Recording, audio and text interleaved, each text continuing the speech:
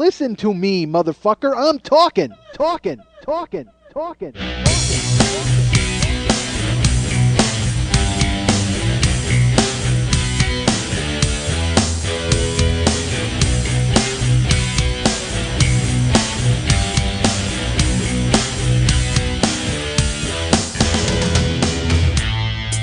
I say horrible things sometimes because I think they're funny. My podcast is a verbal mosh pit because it's just me pinwheeling around. You don't know where the fuck I'm going to wind up, and I generally have no idea when it's going to end or start. I'm responsible for this whole goddamn thing. I want a little respect from you people. Hey, what's happening? Mike Schmidt, 40-Year-Old Boy Podcast. Folks, I can't get it right. I don't know what I'm doing. I have no idea.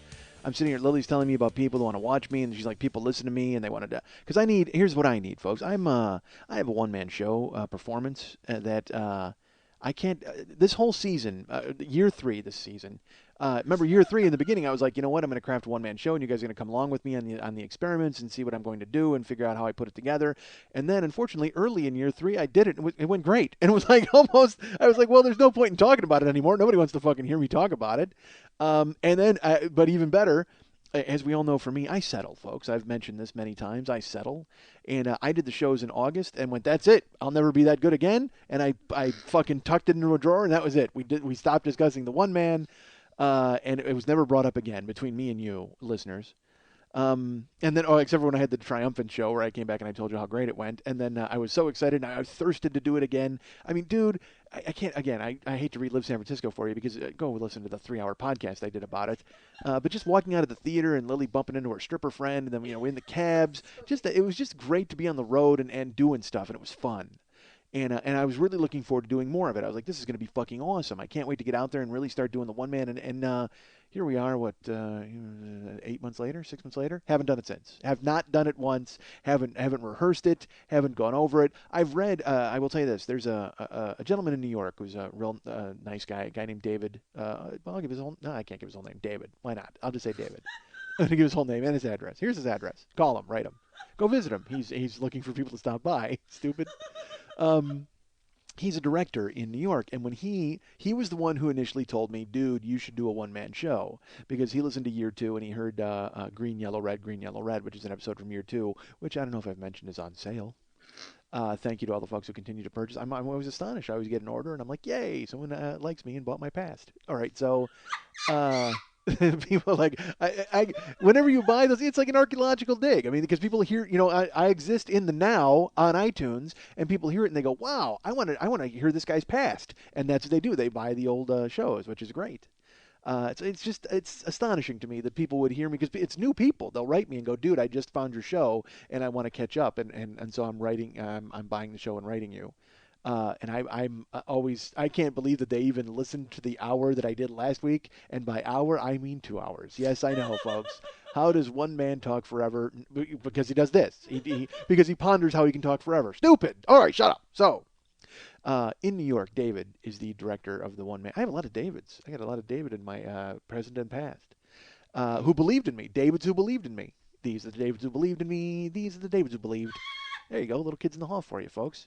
And David Foley, right there. He was the guy who came up and told me how great I was. God damn it. You know what? You got to be David to like me. All right.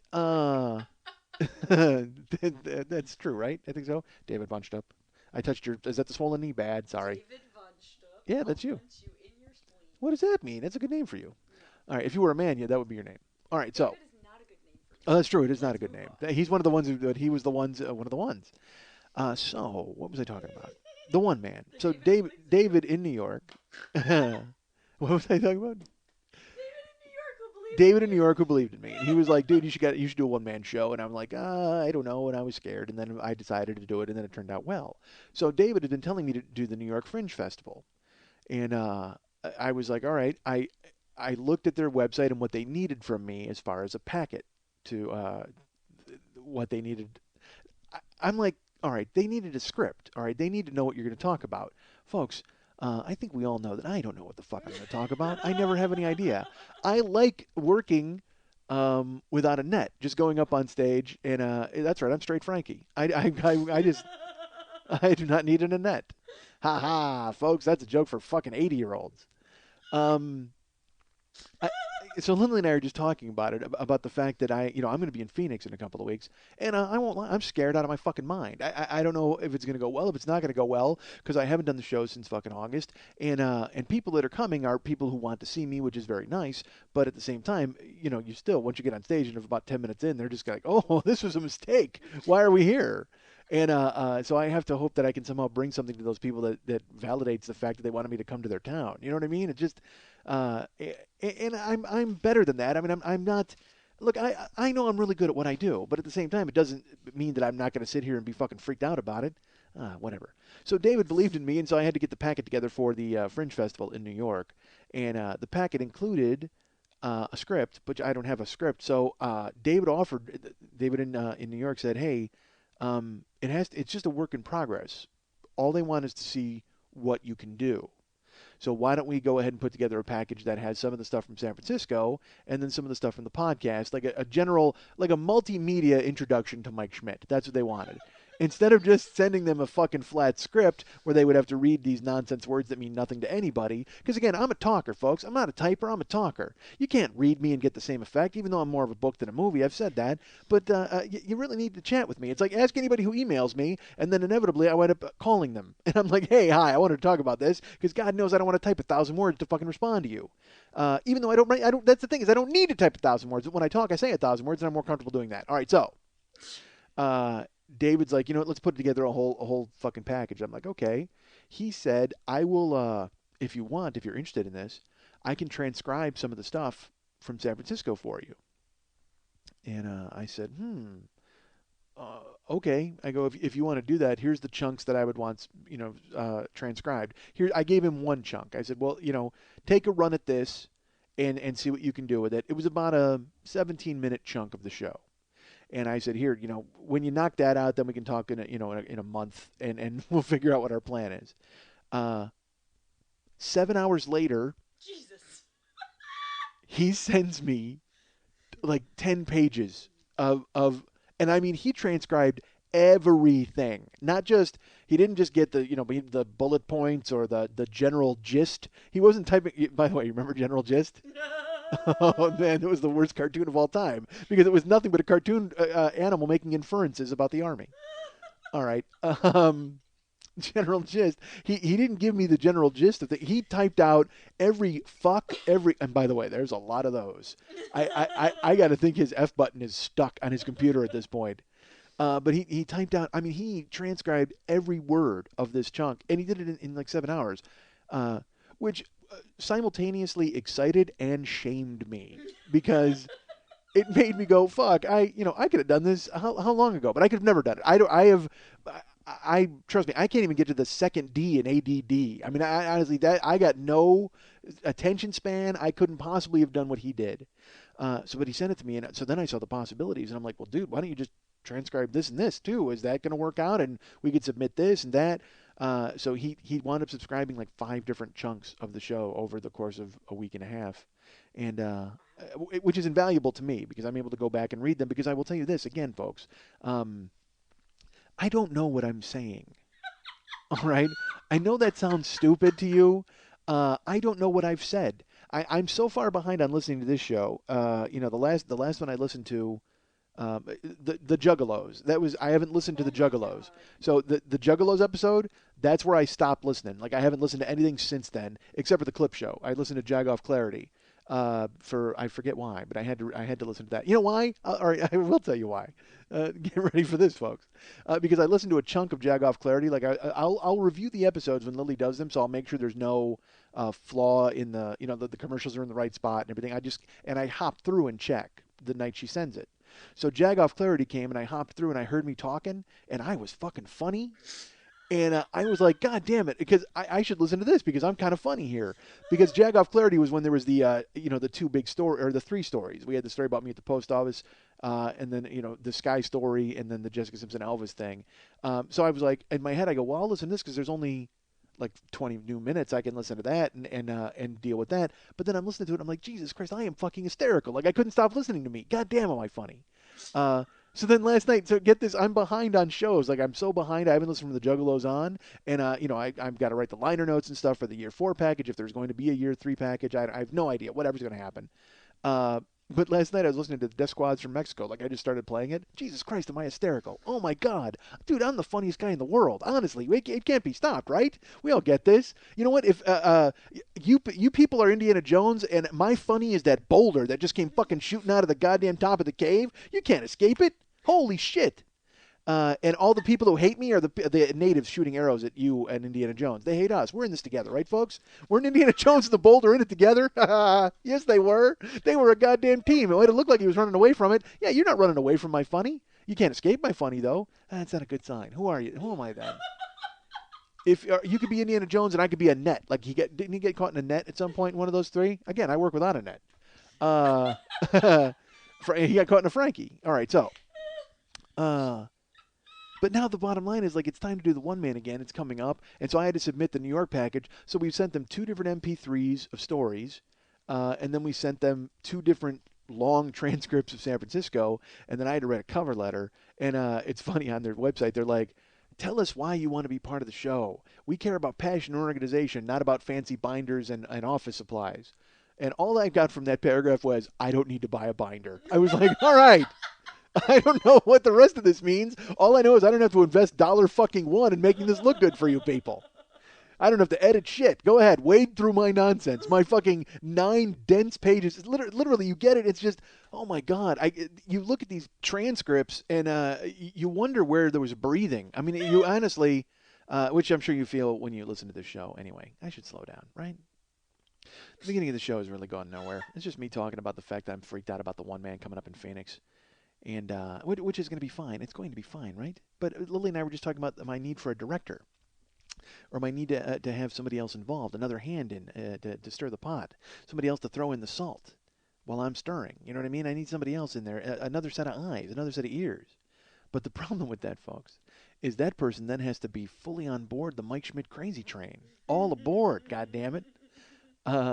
Crazy, but that's how it goes. That's what Ozzy would say to you, and that's what I say the same thing. Because that person then is going to have to. I can't. I had a lunch with a guy, to try to get him to direct, and it went well. I like this guy. He's a real good guy, but he has no reference point at all to what I do. So I told him, I said, look, I do a podcast and it's me talking. I mean, I don't know what else to say. It's telling stories from my life, and he's like, all right. Well, right now I'm busy with another project, but why don't you get me a few copies of what you do and I can listen to it? I said, well, what you can do is you can go to iTunes and just download like the last 3, and they're there and you can listen to them and it'll be fine. Why are you shaking your head? You should have given them to him. Yeah, I know, because he's not going to go download them. He doesn't fucking know. But I felt, what? I honestly felt stupid just pulling on his shirt anyway and asking him to direct me. Like I felt dumb. Like the second he said he had another project, and the project he had was with a guy who's on television all the time. You know what I mean? So I'm like, I don't have any business even breaking bread with this guy, let alone ask him to fucking work with me. Even though this guy's been very, very supportive of me and really cool, I just felt small. I won't lie. I sat there at the table, and I realized, well, fuck, I can't measure up to the other guy he's working with, so that's just ridiculous. And then to have to try to sell yourself again, that's the thing I'm so bad at. I'm terrible at the close. I could never close selling light bulbs and children's books and fucking every other piece of shit thing that I had to telemarket my entire life. And imagine, and now it's something I actually care about. It's me. I didn't give a shit about that other stuff. I actually give a shit about me, and I still can't close because I feel stupid trying to sell me to people. And in truth, I didn't really need to sell myself to him. I mean, he thinks I'm funny, but once he started with the you gotta, I'm not good at the chase. You know what I mean? It was like, whether it was pussy or money. I mean, I'm like, oh well, I'm sure that'll happen eventually. You know what I mean? It was like, it just didn't seem like banging your head against a zipper or a bank vault was what I should be doing. I just assumed that people were going to come to me and go, hey, here's pussy and money. Oh, fantastic! I'm in. Any pussy that threw itself at me, forget about it. I was nailing it to the goddamn floor. Any money that came my way was getting spent. But as far as the chase for it, fuck all that. I mean, if I was Indiana Jones, that boulder smashes me, that movie's over in fucking 5 seconds. I steal the idol, I turn and run, I hear the boulder, I go, I'm never going to outrun this boulder. Smash. So, That's where I find myself now because Lily's trying to convince me there are people who would direct me. She's like, I have a venue, I have people who would come and see you, I have a director who would might be interested in working with you, and I'm like, nah, none of that works for me. I'm like, nah, I don't think any of that's true because it's not true. It's true, sort of, like, but those people don't want to. I've had. Pizza with these people, but then to ask them to all sit in a row and watch me talk, that's now I'm three. You know what I mean? Now it's like now I'm the parent of a 3-year-old who's like, oh my god, look at how precious he is. And then he comes out and he sings, I'm a little teapot, and then everybody fucking hates him and his family. Nobody wants that. I don't want to be that guy. I'm not a little teapot. I don't want to be anybody's little teapot. I don't want to make anybody watch me be anybody's fucking teapot. Jesus Christ. If people want to pay to see me, that's a completely different story. But to make them come for free and evaluate me and jump in and think about what I do, that's fucking horrible, right? No? Lily says no, but I think it is. Because I don't want to bother people. I don't. I want people who like me to find me, and then they find me and they're like, this guy's great. I know it's hard. It's like, because the thing because Lily's like, I said, I just want to go up on stage and talk, man. I just want to tell stories. She's like, you can't do that. That's not what people want to see. But that's what I do. If that's not what people, you're shaking your head. Why? No, I said for the one-man show, you can't just go up. You need to have direction. You need to have the formula of the show. Right. And then you fill in the stuff around it. Yes. The way you do. That makes sense. I understand. But when I got the transcripts, I'm reading shit and it's making me laugh. And then stuff that I never planned on saying because I didn't plan on saying anything. Like I had a certain amount of stories. I will tell you, like the beginning of the one man show, I sat down and again the same thing where I was frightened out of my fucking mind. I scripted 7 pages. Like I just started typing and I came up with this whole run. And because it wasn't from the podcast, it was a way to introduce stories from the podcast. And now that's all gone. I whacked all that. I cut all that from the one man because I had to cut it for time because it was 2 hours and 25 minutes in San Francisco. Well, in New York, the most I can do is like an hour 15. It's funny on the fucking the packet that you got to fill out. It's this 3-page thing, and I got to tell you, folks, I am so nervous. Because I know I'm not going to get accepted to the New York Fringe Festival, but not because I'm not funny or not because the show wasn't good, but because I used the wrong staple. Literally, they have all of these rules, and I'm reading the rules. I'm reading them 1,000 times to make sure I'm doing it properly. They're like, we need 1 copy of this and 1 copy of this, and I have to pay a fee, and they said your fee needs to be on the very top of your packet, and it has to be in this order. You need to put with your first submission form, with the second submission form underneath that, and your cover letter, and I'm like, I'm reading it, I'm stacking it, I'm trying to figure it all out, and I'm just like, this is all the shit I'm bad at. This is I almost want to burst in and just start doing the show at their fucking office, like Rebecca De Mornay in that fucking movie I talked about in God Created Woman. She comes in singing, or like fucking Bruce Willis singing Seagram's Golden Wine Cooler on a porch. If I just burst in and started doing the one man show, then they'd just be like, done, you're in. We don't need a paperclip. Fuck that, you're in. But now I got to meticulously stack shit and put it in an envelope the right way in the proper form. And in my head, the whole time, my head is screaming, dude, you're not going to get picked because you're going to do the wrong thing. The wrong color paperclip is going to keep you out of the fucking festival. And I don't know if that's now a built-in excuse for when I don't get picked. If I can just go, fuck, I put the money order on the wrong page. You know what I mean? That's because that didn't happen because I put it right where it's supposed to be, right on the top, along with the 2 CDs of fucking MP3s and then the fucking transcripts and all. I mean, I can't even.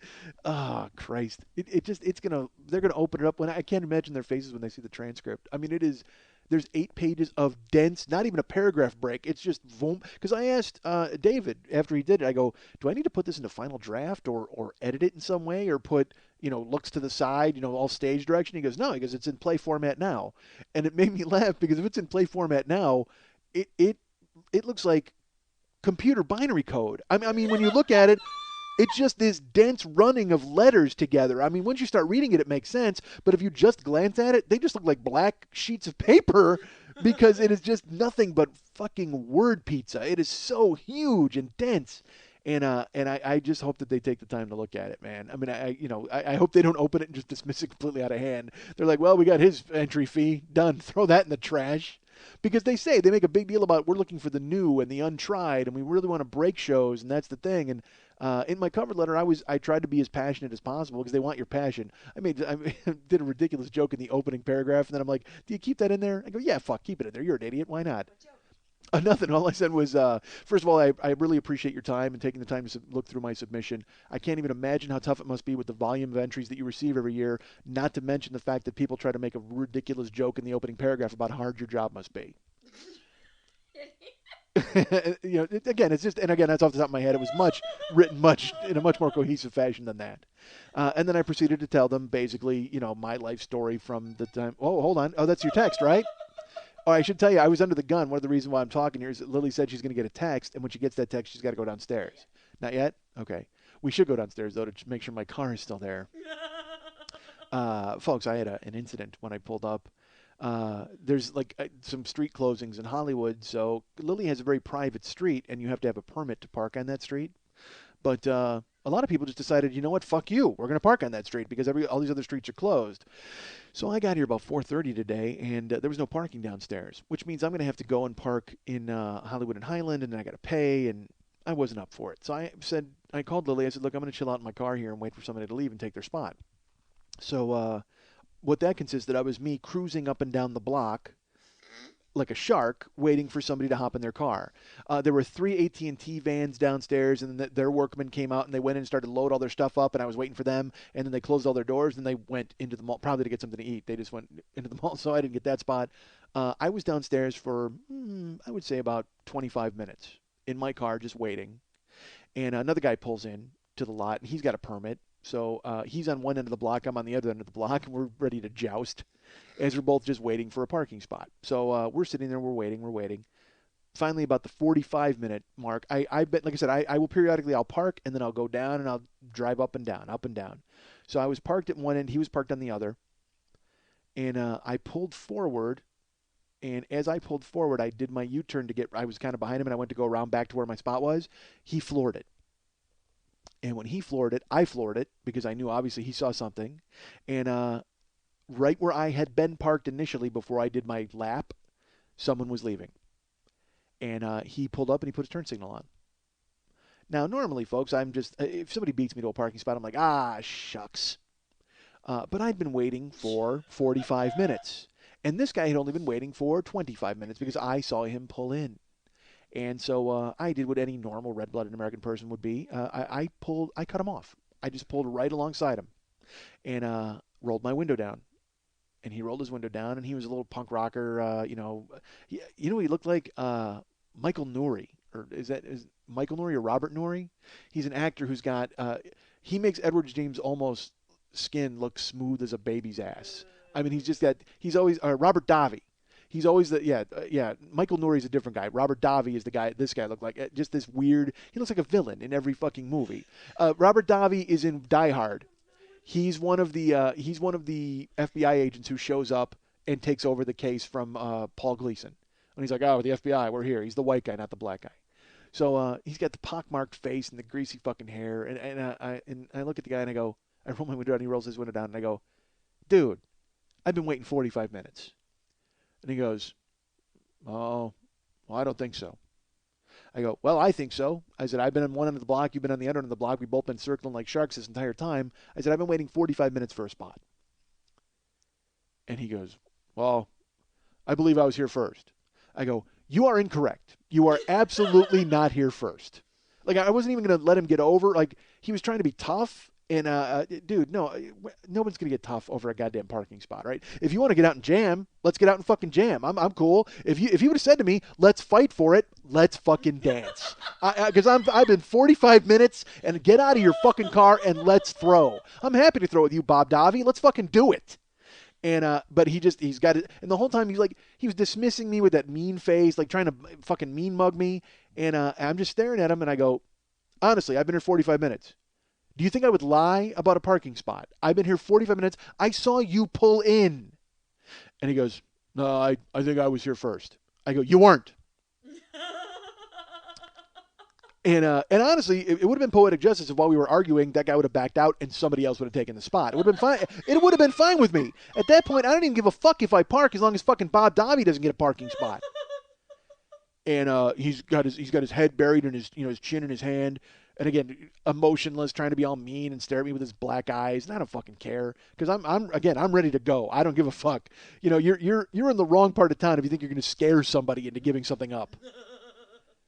So he's just staring at me, and I'm looking at him, and I'm holding his gaze. I refuse to look away, and then finally he just goes, "Go for it."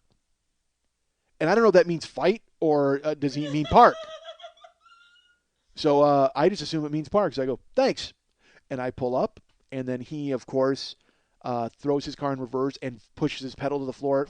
Smoke and fucking crazy skid, and backs up, and I take my parking spot, and I grab my cooler of Propel in my sweater. And I'm sure he's furious that the man got a parking spot and he didn't. But fuck you, dude. I was here. You know I was here. Don't fucking play the role. Jesus Christ. You're not going to Bob Dovey me out of a goddamn parking spot. Tough guy. So then I came upstairs, and then Lily's like, hey, I'm going to get a text, and, I might have to go downstairs. What was I talking about? I don't even know. Huh? The one-man show. Oh, yeah, the one-man show. Yeah, that's right. So the bottom line is, I sent in the application for the Fringe Festival, so hopefully I can come to New York. You know what I mean? It's in August at some point, and you have to pick. It's funny in the thing, you have to pick the theater you want to do, and you have to tell them how long your show is. And I wanted to put infinite, like a sideways 8. Like I just wanted to put the sign for infinity. Just there you go. That's how long my goddamn show is. We don't know when it's going to end. Like George Carlin said about baseball, we don't know. We have no idea. We could have extra innings.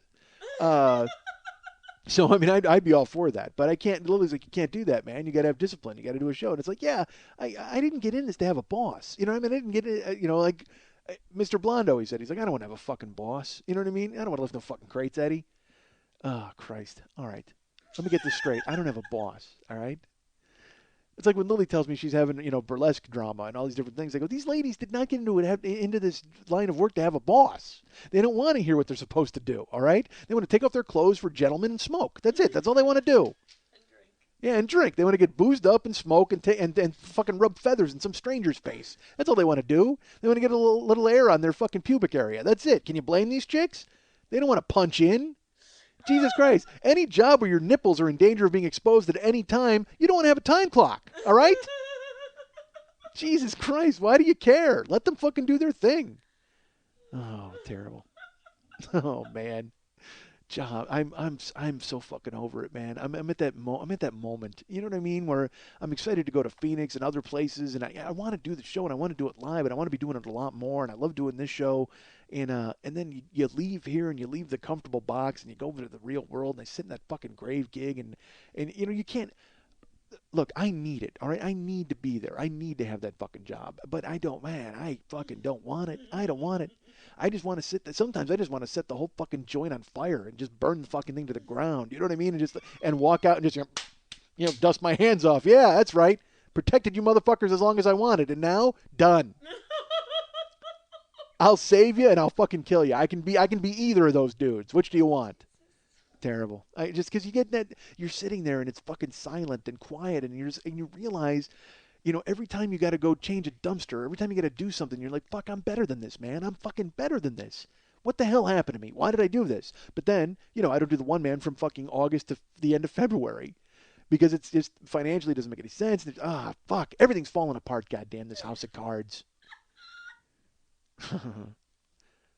I'm at the gig last night. It's fucking, it's Graveyardville, all right? So nothing happens, all right? I've mentioned that. Except last week, somebody's bike got stolen. Did I tell that on here? A person's bike got stolen, and I get a call from the owner who's freaking out on me as if I was, look, I was not involved, all right? I'm not, I guarantee you the Apple Dumpling game did not fucking sneak in and take a goddamn bike under my nose. I'm up, I'm there, I'm ready. But unfortunately, he had called me that day, and I didn't. All right, it was last week when I had my show. Remember last Tuesday when I went with Paul Goebel and I talked about it?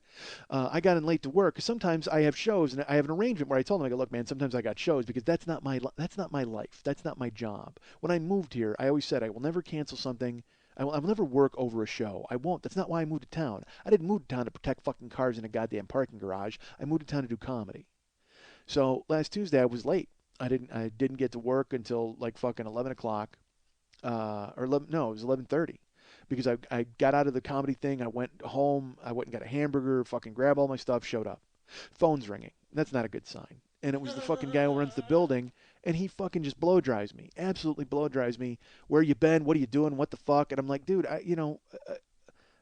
look, folks, this is, when I was a kid, I worked in a record store. All right. And we used to have a carousel. It was a plexiglass carousel. It was a 4-sided box, but you could spin a carousel inside, and it had pins on it that you could buy. It was a big foam cylinder, and there were round pins stuck in it. And there was a pin, pins. Who fucking cares? No one cares about pins. Except one day, you had to jam the pins in and stock up, and one of the pins said, and I don't know why this stuck with me. Oh, I know why, but it just seemed weird. Um, there was a pin, and it said, "Is this the scene where I quit my job?" And I mean, I was 17 at the time, 16 maybe, but I went, yeah, this is probably the scene where I quit my. I'm like, and so I've always remembered that phrase. Every job I've ever had, whenever the shit got weird or things started to hit the fan or everything, and in my head I just went, yeah, you know what? This is fucking Snagglepuss time, baby. This is fucking exit stage left. Get the fuck out of here. And there's nothing worse, I'm sure you people know this. There's nothing worse than not being able to do that. There's nothing worse than having your freedom to say fuck you taken away from you. And I can't lose this gig. I can't. Karen's not working. I mean, everything's up in the air. Who knows what the fuck's going to happen? But unfortunately, I need this job. And this guy's yelling at me on the phone. And this is a guy, and again, nice man, good guy. This is a job that to me is ridiculously superfluous, and they don't need to have anybody there, except for the night that the fucking, apparently the bike thieves of North Hollywood snuck in. But like to me, so I'm grateful to have it because I need it. But when you become a boss, when all of a sudden I have a boss, because I'm there all night alone and nobody, and again, it's unsupervised, and I do what I have to do and I do what I'm supposed to do. But at the same time, I don't have to deal with a boss. That's the trade-off. It's great to not have to deal with someone coming in and tapping their foot and asking me for the fucking TPS reports. Your text? Did they hear? Okay, I'm racing against the phone, folks. Um, but when he started on me Monday, man, or Tuesday last week, I I wanted to slam the phone down so hard that it hurt his head. Like, I mean, I was I just go, man, fuck you, dude. You're a fucking ant in the afterbirth. Who the fuck are you to give me any grief at all? You're nobody. Because again, I have a very high opinion of myself, folks. But that's not, I can't be that guy. I can't. I have to sit there and instead I can't go off and I have to one word answer. Yep. Nope. Yep. Uh-huh.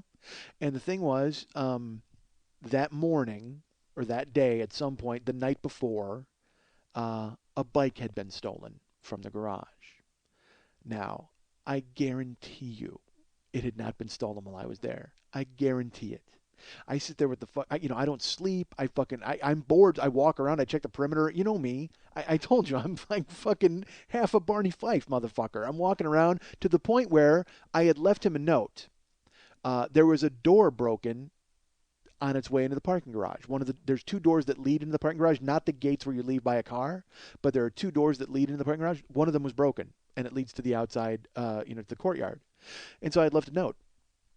And so that day when I had come in with my hamburger, I had gone and checked the perimeter, and I went and looked, and not only was that door broken, but the gate that led to the street was broken. So obviously what had happened was somebody had broken the gate and then broken the door and then stolen the bike. Well, again, because I was late, it was obviously my fault. I was late every day, and I was encouraging crime, and he's fucking yelling at me.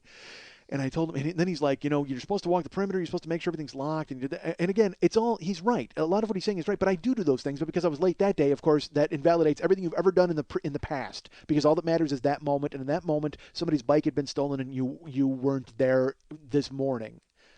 I don't even know why I'm boring you people with this. It was like. I wanted to fucking stab him. I mean, and not stab him, but you know what I mean. I was just fucking furious. But a bike. He starts with the bike stolen, and in my head, like that's my job. I get it. I'm there. I'm supposed to make sure that shit doesn't happen. But I don't give a fuck about your bike. I don't give a fuck about your cars. I don't give a fuck about your building. I don't give a fuck about you. Honestly. I hate to be a fucking, nihilist about it, but Jesus Christ, what the fuck? Enough. It's a bike. All right. So I'm there last night, and I always I make myself available to people. I told you. People call me. I go to their apartment and check their fucking smoke detector. I went up on the goddamn roof. I do whatever I got to do. If you need me, I'm there. And when people come in, they'll come in with groceries, and I always offer, hey, if you need help, I can help you. And they're like, nah, I'm good. And I'll say, look, I'm doing nothing. I'm literally sitting in this office doing nothing. If you need help, let me know. I'm happy to help. Oh, okay, no problem, Mike. Thanks so much. Then they go over. Last night, the chick who wants to use my bathroom all the time comes home. She walks in. She's looking for a shopping cart because they have shopping carts there at the building to help people with their groceries, and people steal them and hide them under a fucking staircase. And she comes in. She goes, "Oh my God, I can't believe we used to have a Costco, shopping cart. It was so big." I go, "Well, there's a shopping cart on the side of the building." She goes, "Where?" I go, "On the side of the building." She goes, "I don't know where that is." I go, "All right, I'll walk you out there." So I walk her out. It's raining, and there's the Costco shopping cart. She's like, "Oh, yay!" And I go, "Okay, well, there it is." And I go to walk away. She goes, "Could you grab it for me?" Yeah. So I walk over, and she goes, "Well, I've got my phone in my hand, and it's raining." So, sure enough, I walk over, I grab the Costco card for her, and we go into the building, and I go, "Great, there you go." And I go, "Do you have groceries that need to go upstairs?" She's like, "No, I'm fine. I've got, we've got a storage area, so, I'm just moving stuff around, and we're fine." I go, "Great." So she takes off with her cart. I go back in the office. I'm in the office, 10 minutes. I hear her banging around in the thing. I hear her feet, when people walk and they slide their feet. She walks up, and she pokes her head, and she goes, "Mike?" And I go, "Yeah." And she goes, "Can you help me?" I go, "Yeah, sure. You got groceries or something?" She goes, "No." She goes, "I have stuff that's really heavy, and because we have our storage unit, and I'm supposed to make sure that the pallet doesn't touch the floor, so I bought cinder blocks, and I need you to help me with these cinder blocks." And like anybody would, I, of course, went, "Fuck you." No. No, of course, because I have made myself available. I'm the guy who's willing to help with anything.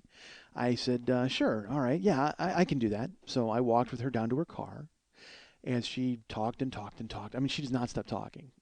She should be doing this show, quite frankly. So she's going on and on, talking. Yeah, we got a storage area. It's so bad. You got to make sure things don't touch the ground. You got to put a pallet. You got to make sure it doesn't get water. And we got boxes of comic books. They're a young couple. And I get to her car. She's got fucking 4 huge cinder blocks in her trunk, and she's got 1 on the ground and 3 in her trunk.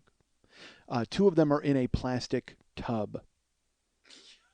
And then 1 of them's on the ground, and like I said, 1's just in the trunk. They're all, but the tub and 1, they're all in the trunk. So I look at her and I go, "Okay." I go, "Where do you want these?" She goes, "Oh, I need you to go ahead and keep those. Well, they got to go back into the trunk, but I need the tubs out." I said, "Okay." So I go to lift the tubs with the 2 cinder blocks in it. She goes, "No, no." I said, "What do you mean?" She said, "Oh, yeah, you can't, I need the tubs out. I don't need the cinder blocks out." I go, "Yeah, but the cinder blocks are in the tubs."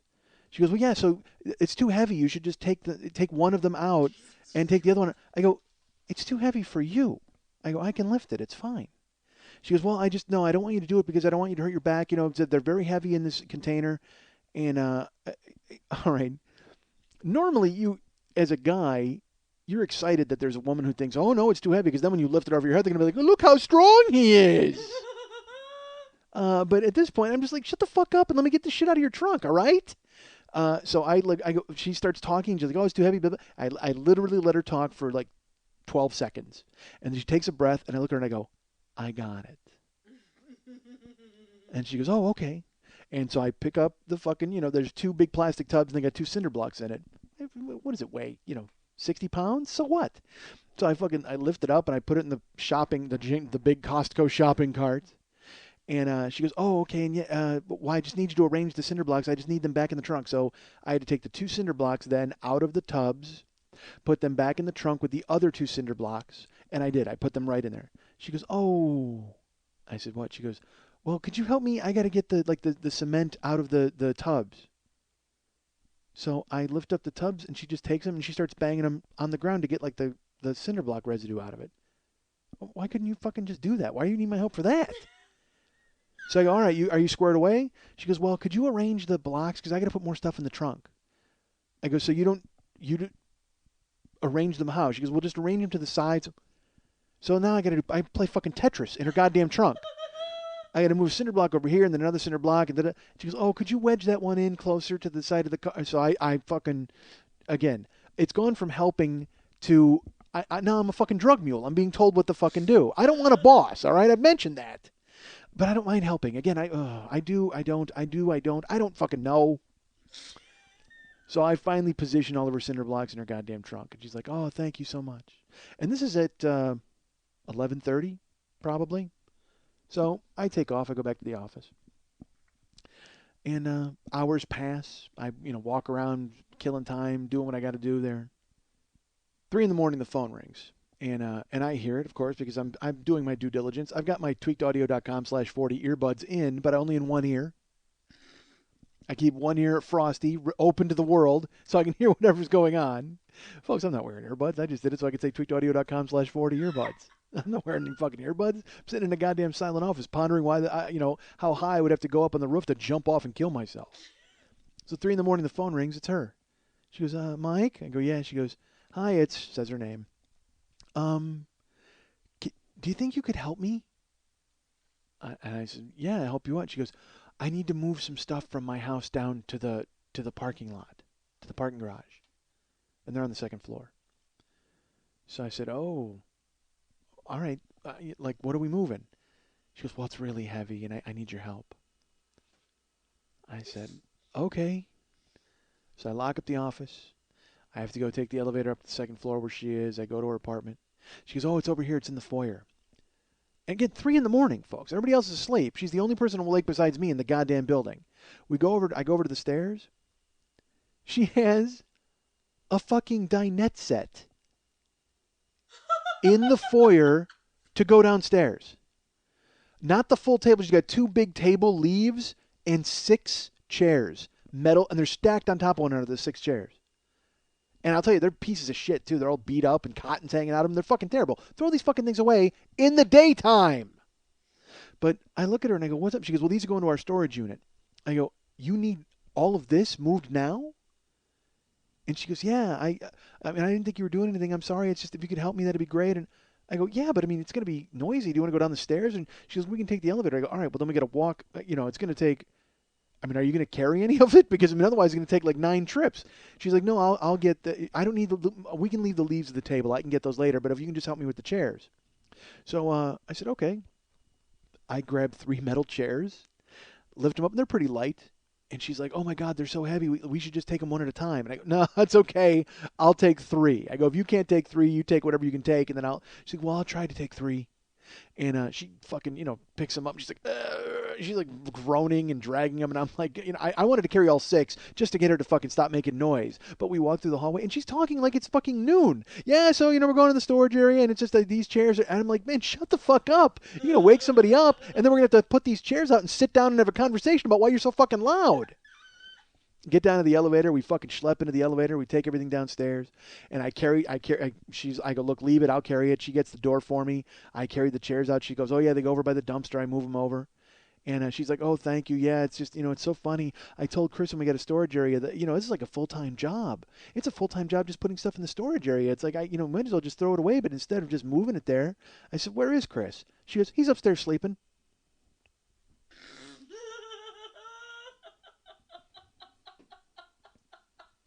And I look at her and I go, you're kidding, right? She goes, no, he's upstairs sleeping. He worked today. And dudes, I mean, it took all I could do not to fucking scream in this woman's face. You're having me move your furniture and your cinder blocks while your husband snoozes up fucking stairs? Are you shitting me? Now, you know what? Now I wanted to go upstairs and move the bed. Maybe not downstairs, but certainly enough just to flip his fucking ass out of it so he lands on the goddamn floor with a thud and realizes I've been helping his goddamn wife move shit all fucking night long. Jesus Christ. You know what? Do me a favor. Tell the people in Dreamland you'll be back in an hour once you help your wife with the fucking cinder blocks that I'm fucking downstairs moving. God damn it. I got to get the fuck out of there, folks. Oh, I'm Vic. And I'm Vinny. And we're the Screw Brothers. And even in this economy, the sex toy business is booming. Come on down to the House of Filth and save money on toys like these. Brazilian Snatch Wax. It's a Jodie Foster vibrating tongue. It's Prostate Pete's Cock Milking Machine. It's a do-it-yourself glory hole. Pussy Varnish. We got Joy Behar's clam deodorizer. It's a butt fucking helmet. Who wants a goatsy ring toss? Hey, first broad to come in and mention Mike gets a free nipple sword. So come on down and get everything you need to boost up your sex life at the House of Filth. Remember, it ain't filthy Unless it's scroll filthy. We now return to the 40-year-old boy. I yelled there just before the break. I'm sure you. I apologize. It might have been loud. It might have come out. And I'm hoping you bought your special desperation friendly versions of the tweakedaudio.com/40 earbuds, so you could really hear the me reaching down from the bottom of my pit of despair as I fucking yell about where I got this. The beginning of the show's been. Let's be honest, folks. It's been a lot of whining. And didn't mean it to be. I was trying to shed some light on stuff, but the show is about what I'm going through, and right now that's what I'm fucking going through. God damn it! The only light at the end of the tunnel is my future career at tweakedaudio.com/40 when they bring me on as the I don't know, earbuds emeritus. I'll be that guy. I'll be the guy in charge of all the earbuds. Although now there's there's several podcasts I understand that are doing tweakedaudio.com/40, and so I don't know if you know. So make sure that whenever you visit tweakedaudio.com/40, you do it. Any other podcast you listen to, and they're like, hey, you should go to Tweaked. Exactly. Go to tweakedaudio.com/40, and we all share in the benefits. So it's fantastic. You guys should just do that all day, any day, every day. If you're going to buy any of the 5,000 different kinds of earbuds with the 11,000 different kinds of colors that they have, by all means, go to tweakedaudio.com/40 and do that, because it benefits all podcasts. I don't know if you're aware of that. We've all pooled ourselves. Every podcast that is working with Tweaked has pooled their resources and concentrated mainly on tweakedaudio.com/40. So you should always go there and pick up your earbuds, and we all benefit. It'll be great. Because I was just at the meeting of the Podcasters Union. We had a big discussion, and a lot of us were talking about our experiences with Tweaked, and we all love it. Everybody's had a great job with Tweaked. Bruce has been great to all of us. And it was really convenient of Tweaked to go ahead and create tweakedaudio.com/40 for all podcasters to tap into the well and take all of their resulting revenues. So good for you, and good for Tweaked, and good for all of us. So again, Podcasters Union's on board. I'm on board. And tweakedaudio.com/40 is always on board. So please, if you're going to pick up headphones to benefit any of your favorite podcasts, tweakedaudio.com/40. Tweakedaudio.com/40. .40? I don't know, folks. Just go there. As long as there's a 40 at the end, everybody wins. It was Valentine's Day this week. It was Valentine's Day on Monday. Karen and I went for sushi. We hadn't been to sushi in like 2 months. It was like we were having these crazy withdrawals. I actually ate a goldfish at fucking Petco. I mean, it was like that's how badly I wanted sushi. I was like, oh my God. Let's put it this way. When you walk into Petco with a pocket full of wasabi, they turn you away immediately. They are not excited to see you. I thought they would be. But they had their eye on me. They knew it was coming.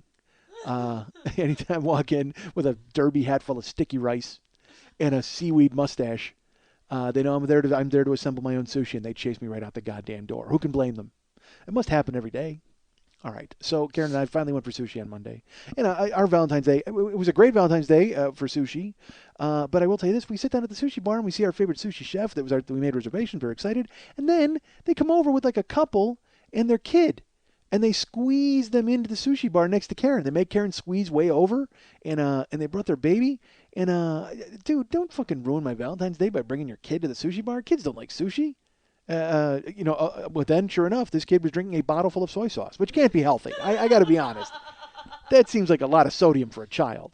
But I guess it kept her quiet. She was very quiet.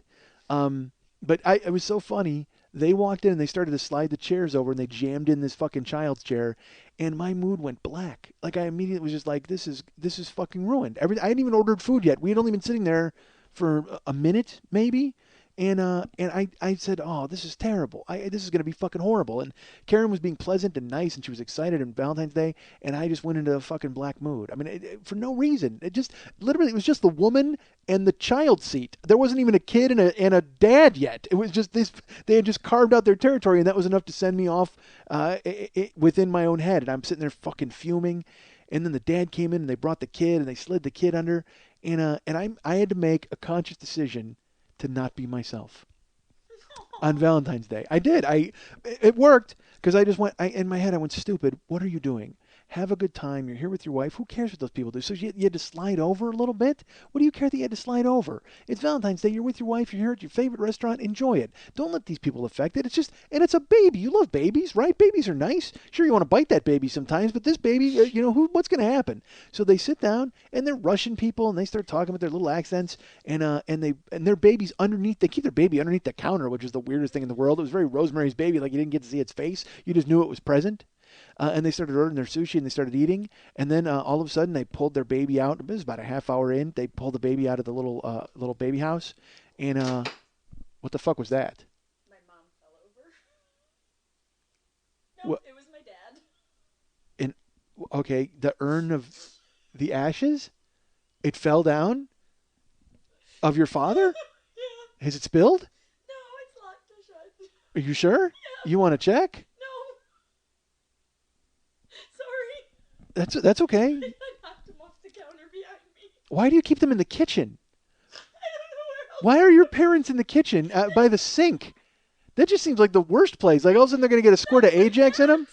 There's the cat. All right, the cat's right by the microwave, which was how it met its untimely demise. So I guess that's why you would go ahead and keep the ashes of the cat right by the microwave. But mom and dad are in the kitchen and you just knocked over your dad onto the ground. Oh, my Christ.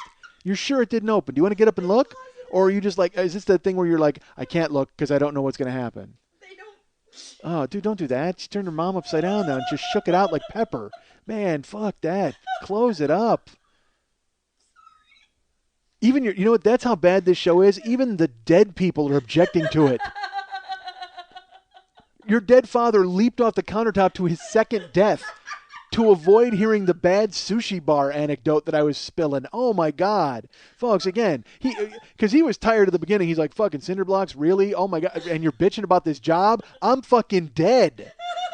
You're bitching on and on about your shitty dead-end job. You know what, dude? I live in a jar on a countertop by a sink, and I have to listen to you every goddamn week over and over bitching about your shitty life and everything that's fucking going wrong, and now you got a one-man. You don't know if you can do it. You're not sure. Hey, you want a one-man show? Climb in here. This is a fucking one-man show. It is nothing but me and ashes in this fucking joint. One-man show for all eternity on a goddamn countertop. What the fuck is wrong with you? Goddamn it, cheer up and live your life. I'm a dead person who has to listen every week you shining on and on about how fucking terrible this is. I'm leaping to my second death. That's it right now off the fucking countertop. You and your fucking tweakedaudio.com/passive-aggressive 40 earbuds bullshit about other podcasts. I can't listen to another second. Goodbye, cruel world, a second time leaping off the counter to my death. Finished. I don't know if the dead can die, but I'm willing to take the fucking chance right now. Leap. Holy God, folks. That's how bad it is. Now I know how you feel. I just made a dead man try to kill himself. That's how fucking bad it is. Holy Christ. Buy a shelf. Get an urn. You know what I mean? Get it seriously. Holy God, your dead dad just tried to murder himself again because he fucking heard how bad the show was. Jesus. Man, that was terrible, folks. All right, well, I'm sorry. The dead have spoken. I got to get out of my own head at this point because even the dead have spoken. Jesus Christ. So the bottom line of what I was getting to before the ethereal spirit of Lily's father tried to kill himself a second time was finally they pulled the baby out about a half hour in. And you okay? That's terrible. Man. You know what you need? You need a plexiglass box with pins, like a pin cylinder. Take the pin cylinder out, put them in there. You say they're fine, but obviously they're not fine. You say they're dead, but obviously I don't think so. I think that was purely your father.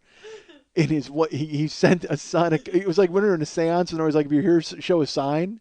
There's not much more of a sign that you can give than the dead person's ashes leaping to their own death. Oh man, that was horrendous. Oh, God. All right. What the fuck was I talking about? They pulled the baby out finally. Oh, they pulled the baby out. Yeah, okay. So they pulled the baby out, and like I said, I had adjusted and I was fine. But then when they pulled the baby out, folks, I was extremely happy because it was like a really cute baby, and I completely came around on it. And it was like they were like, oh, and then we were like, yay! And the baby looked at us and smiled and waved, even though it was like a tiny baby. It recognized that we were cool, and and it's waving at us, and we're talking. And then, of course, I'm very funny, and I said, oh, I wish I could just spend all day in my pajamas at the sushi bar. That I'd be happy, too. And chuckles all around from Japanese and American alike. Folks, and then that was it. I hit my stride, and everything was fine. We had fish, we had sushi, everything was fantastic. We had a great Valentine's Day. It was fun. And then, at the end of the meal, they came up, the manager handed me a rose. Like, on the side, he goes, this is for your lady on Valentine's Day. And so I kept it. It was hidden. He did it really, like, in a smooth way. I can't even explain it. Again, sneaky. He's Japanese. So he hands it to me. How awful is that? And he hands it to me, and then I pull it out, and I go, hello, Karen. Happy Valentine's Day. And she, I mean, like, melted, like, oh, Michael, oh, where did you? She thought I had it, like, up my sleeve the entire time. And she's like, oh, why? I don't even know. Why did you? I can't believe it. It's like, and I go, hey, it's Valentine's Day. Everybody gets a flower on Valentine's Day. Everybody gets a rose. And she's like, oh, thank you. Oh, my God. And I said, Karen, you know the manager gave that to me, right? Because I couldn't. Because there was a couple next to me who saw the manager hand it to me, and if I would have even, first of all, I wouldn't have pretended that I brought it, but even if I had pretended, those people would have been like, you're kidding me, you horrible asshole. And then their dead father would have leaped out the sushi bar to his death. They kept him there in a shaker, a salt shaker. But yeah, so then I gave her, so we had a good time, we had a good Valentine's Day. And I was thinking, I'm like, well, because there was nothing really to talk about. I will tell you this story, all right? When I lived in Lake Tahoe, why oh? Why do you say oh? Tahoe is a great place. I went through several phases in Tahoe. You know, when I first moved there, I was living with the guy that was the gambler, and then he wound up trying to kill himself, and then I wound up living with a bunch of dudes who you know we would go out all the time and we were bouncing, and then eventually that herd thinned, and it was just me and my buddy Ransom, and we lived in an apartment. And I had many jobs in Tahoe. I worked at New York Pizza. I worked at Grand Central Pizza. I worked at Tep's Pizza. I worked at casinos. I worked at Harrah's. I worked at Caesar's Palace. I was a security guard at Caesar's. Imagine that, folks. There was nothing worse than being a security guard at Caesar's, and because it was awesome. It was a great job. It was a really good paying job. But the problem was all of the other security guards were like ex-cops, like retired cops. So then in the morning they'd be like, you know, they talked about 0800 hours and all that fucking horse shit. And I was just a fat dude who happened to look good in a, you know, like I was a big deterrent. So I got a job as a security guard. But I worked as a security guard at Caesars. I worked as a barback at fucking Harrah's, which was the worst. Barback's one of the worst jobs I've ever had, man. It was terrible. Like they came to me and they're like, hey, you got to chop limes for like 2 hours. Dude, I had to chop limes for an entire casino. Imagine that, all the bars and shit like that in a casino and every restaurant. I had to chop limes. And I think I've talked about that on here. I said I literally, when it was over, I could have robbed a bank and gotten away with it because I had no fingerprints whatsoever left from citric acid burning the fuck out of my hands. It was brutal. And that was another boss that I had, a fucking shitty, horrible boss who comes in. I was chopping the limes for like half an hour. He comes in and he looks at the bucket of limes and he just dumps them all in the garbage. And he goes, you scratch the rinds on those limes. You can't be scratching the rind. You got to have a clean cut all the way through when you quarter them. Look at those. Look at this. And he held it up, and nothing. I saw nothing. I saw a lime. That's all I fucking saw. But he digs his hand into the garbage. He holds it up like, you know, and there I chopped him. I quartered him. Everything was fine. Look, you see, scratched rinds. You scratch the rinds, and he fucking throws them in, and he's like, you know, swipes his hand up. He goes, fucking, you can't scratch the rinds, or I'll come back in here. I'll throw them out. You got to chop them, and you got to make sure the limes have got to be smooth skin. Walks out. And I got to be honest, that guy was really confident in himself and in his job and really thought he knew who I was because I'm standing there holding a motherfucking steak knife. You start talking to me about scratched rinds on a lime, and dude, he threw away a fucking like a half hour's work or whatever the fuck it was, just dumped it in the garbage. So it took me like 2.5 hours to chop limes and fucking, oh, dude, going down. Casinos are like cities, you know what I mean? You don't realize you're in a casino. You're like, wow, this is big. it's just as big underground, and that's where they keep all the shit, all the food, and all. You gotta go fucking put beer up in a dumbwaiter. Dude, barback is a slave. That's all it is. And the reason guys would take jobs as barbacks is because they wanted to be bartenders, because bartenders make huge money at the casinos. That's the whole job that you're aspiring to. But the problem is, every bartender in a casino is grandfathered in from the fucking Sinatra era, and they won't let go of the job because it's so much money. They make so much cash. And go to a casino. Seriously, if you go to Vegas in January for the Super Bowl, and then you go back in December for New Year's Eve, go to the same bar. You will see the same guy tending bar each time, at whatever time, because that's their shift. They consider it their bar. And they are fucking assholes, dude. Because the barbacks are just slaves. That's all they are, is just slaves praying to get a shot. They're waiting for one of those dudes to die. They're waiting for one of those dudes to actually hear my podcast and go, that's it, done, and fucking scratch their neck rind and cut their fucking jugular and fucking pass out dead so they can put on the vest and serve gimlets. Horrible. But and that's the thing. So barback to me was a shit job because I didn't give a fuck about being a bartender. I just needed cash. So I'm chopping limes for no reason. I got no future in limes. I got nothing.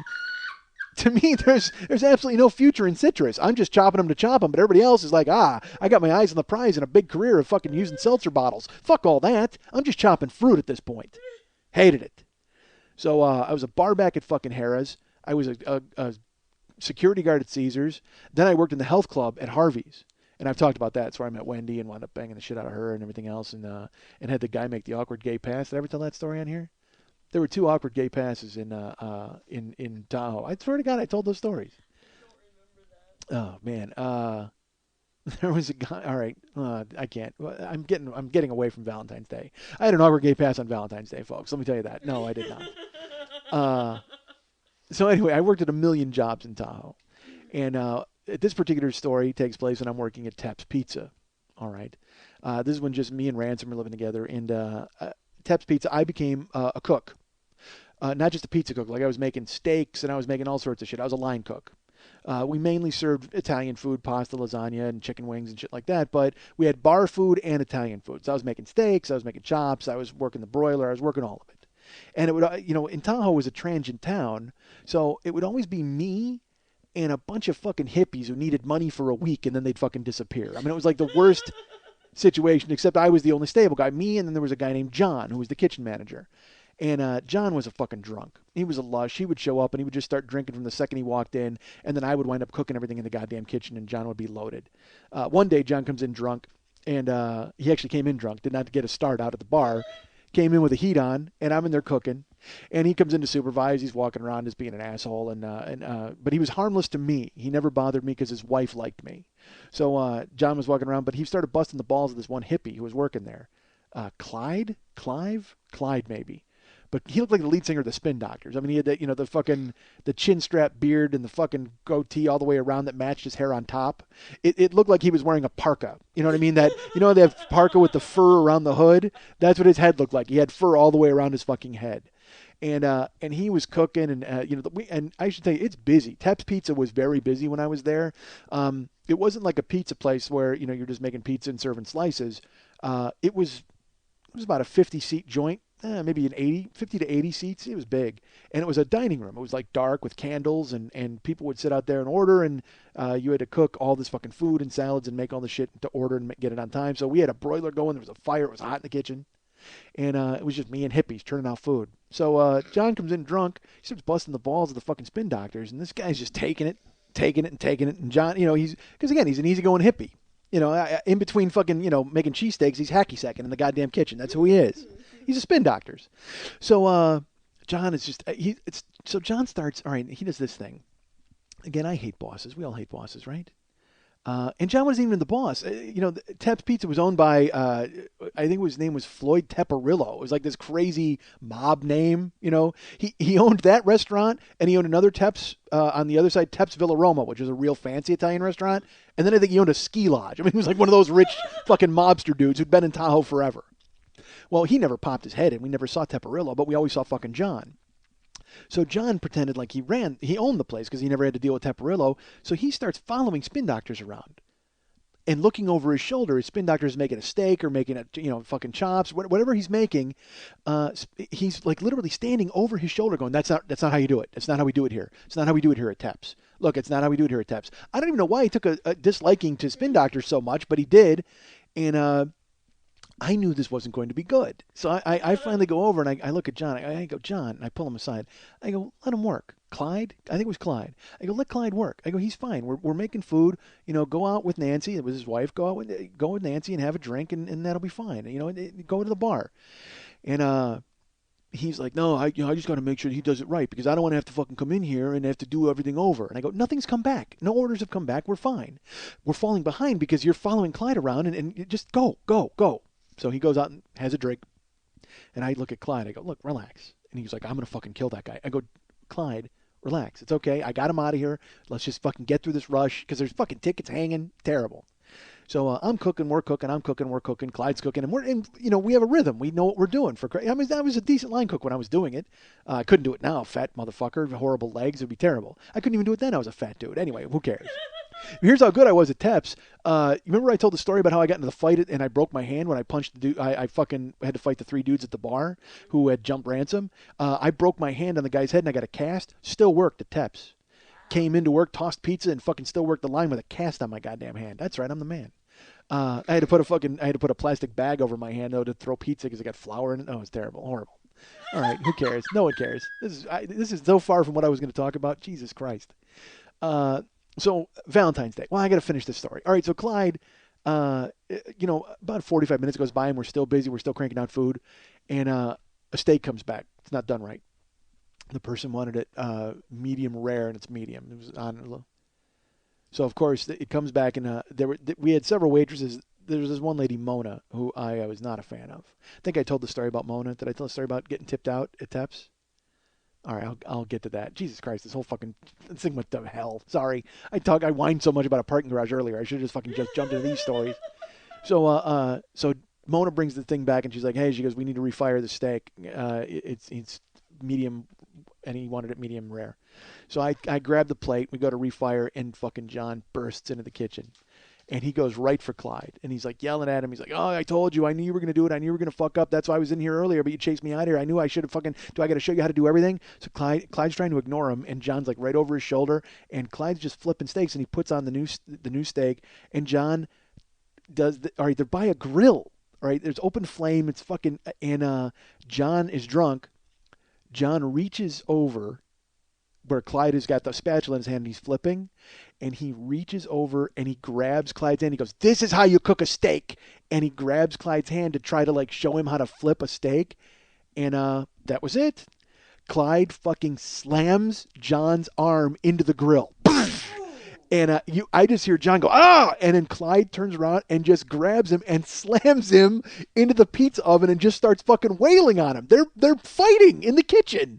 And I fucking, so of course there's nothing I can do but jump in. So I just jump in, and I used to do this thing because when I used to bounce, I would bounce in, whenever there would be 2 people fighting, what I would do is I would come in cannonball style, and I would hit them both, and they would just both fall on the fucking floor, which stopped the fight because they were like, "What the fuck just happened?"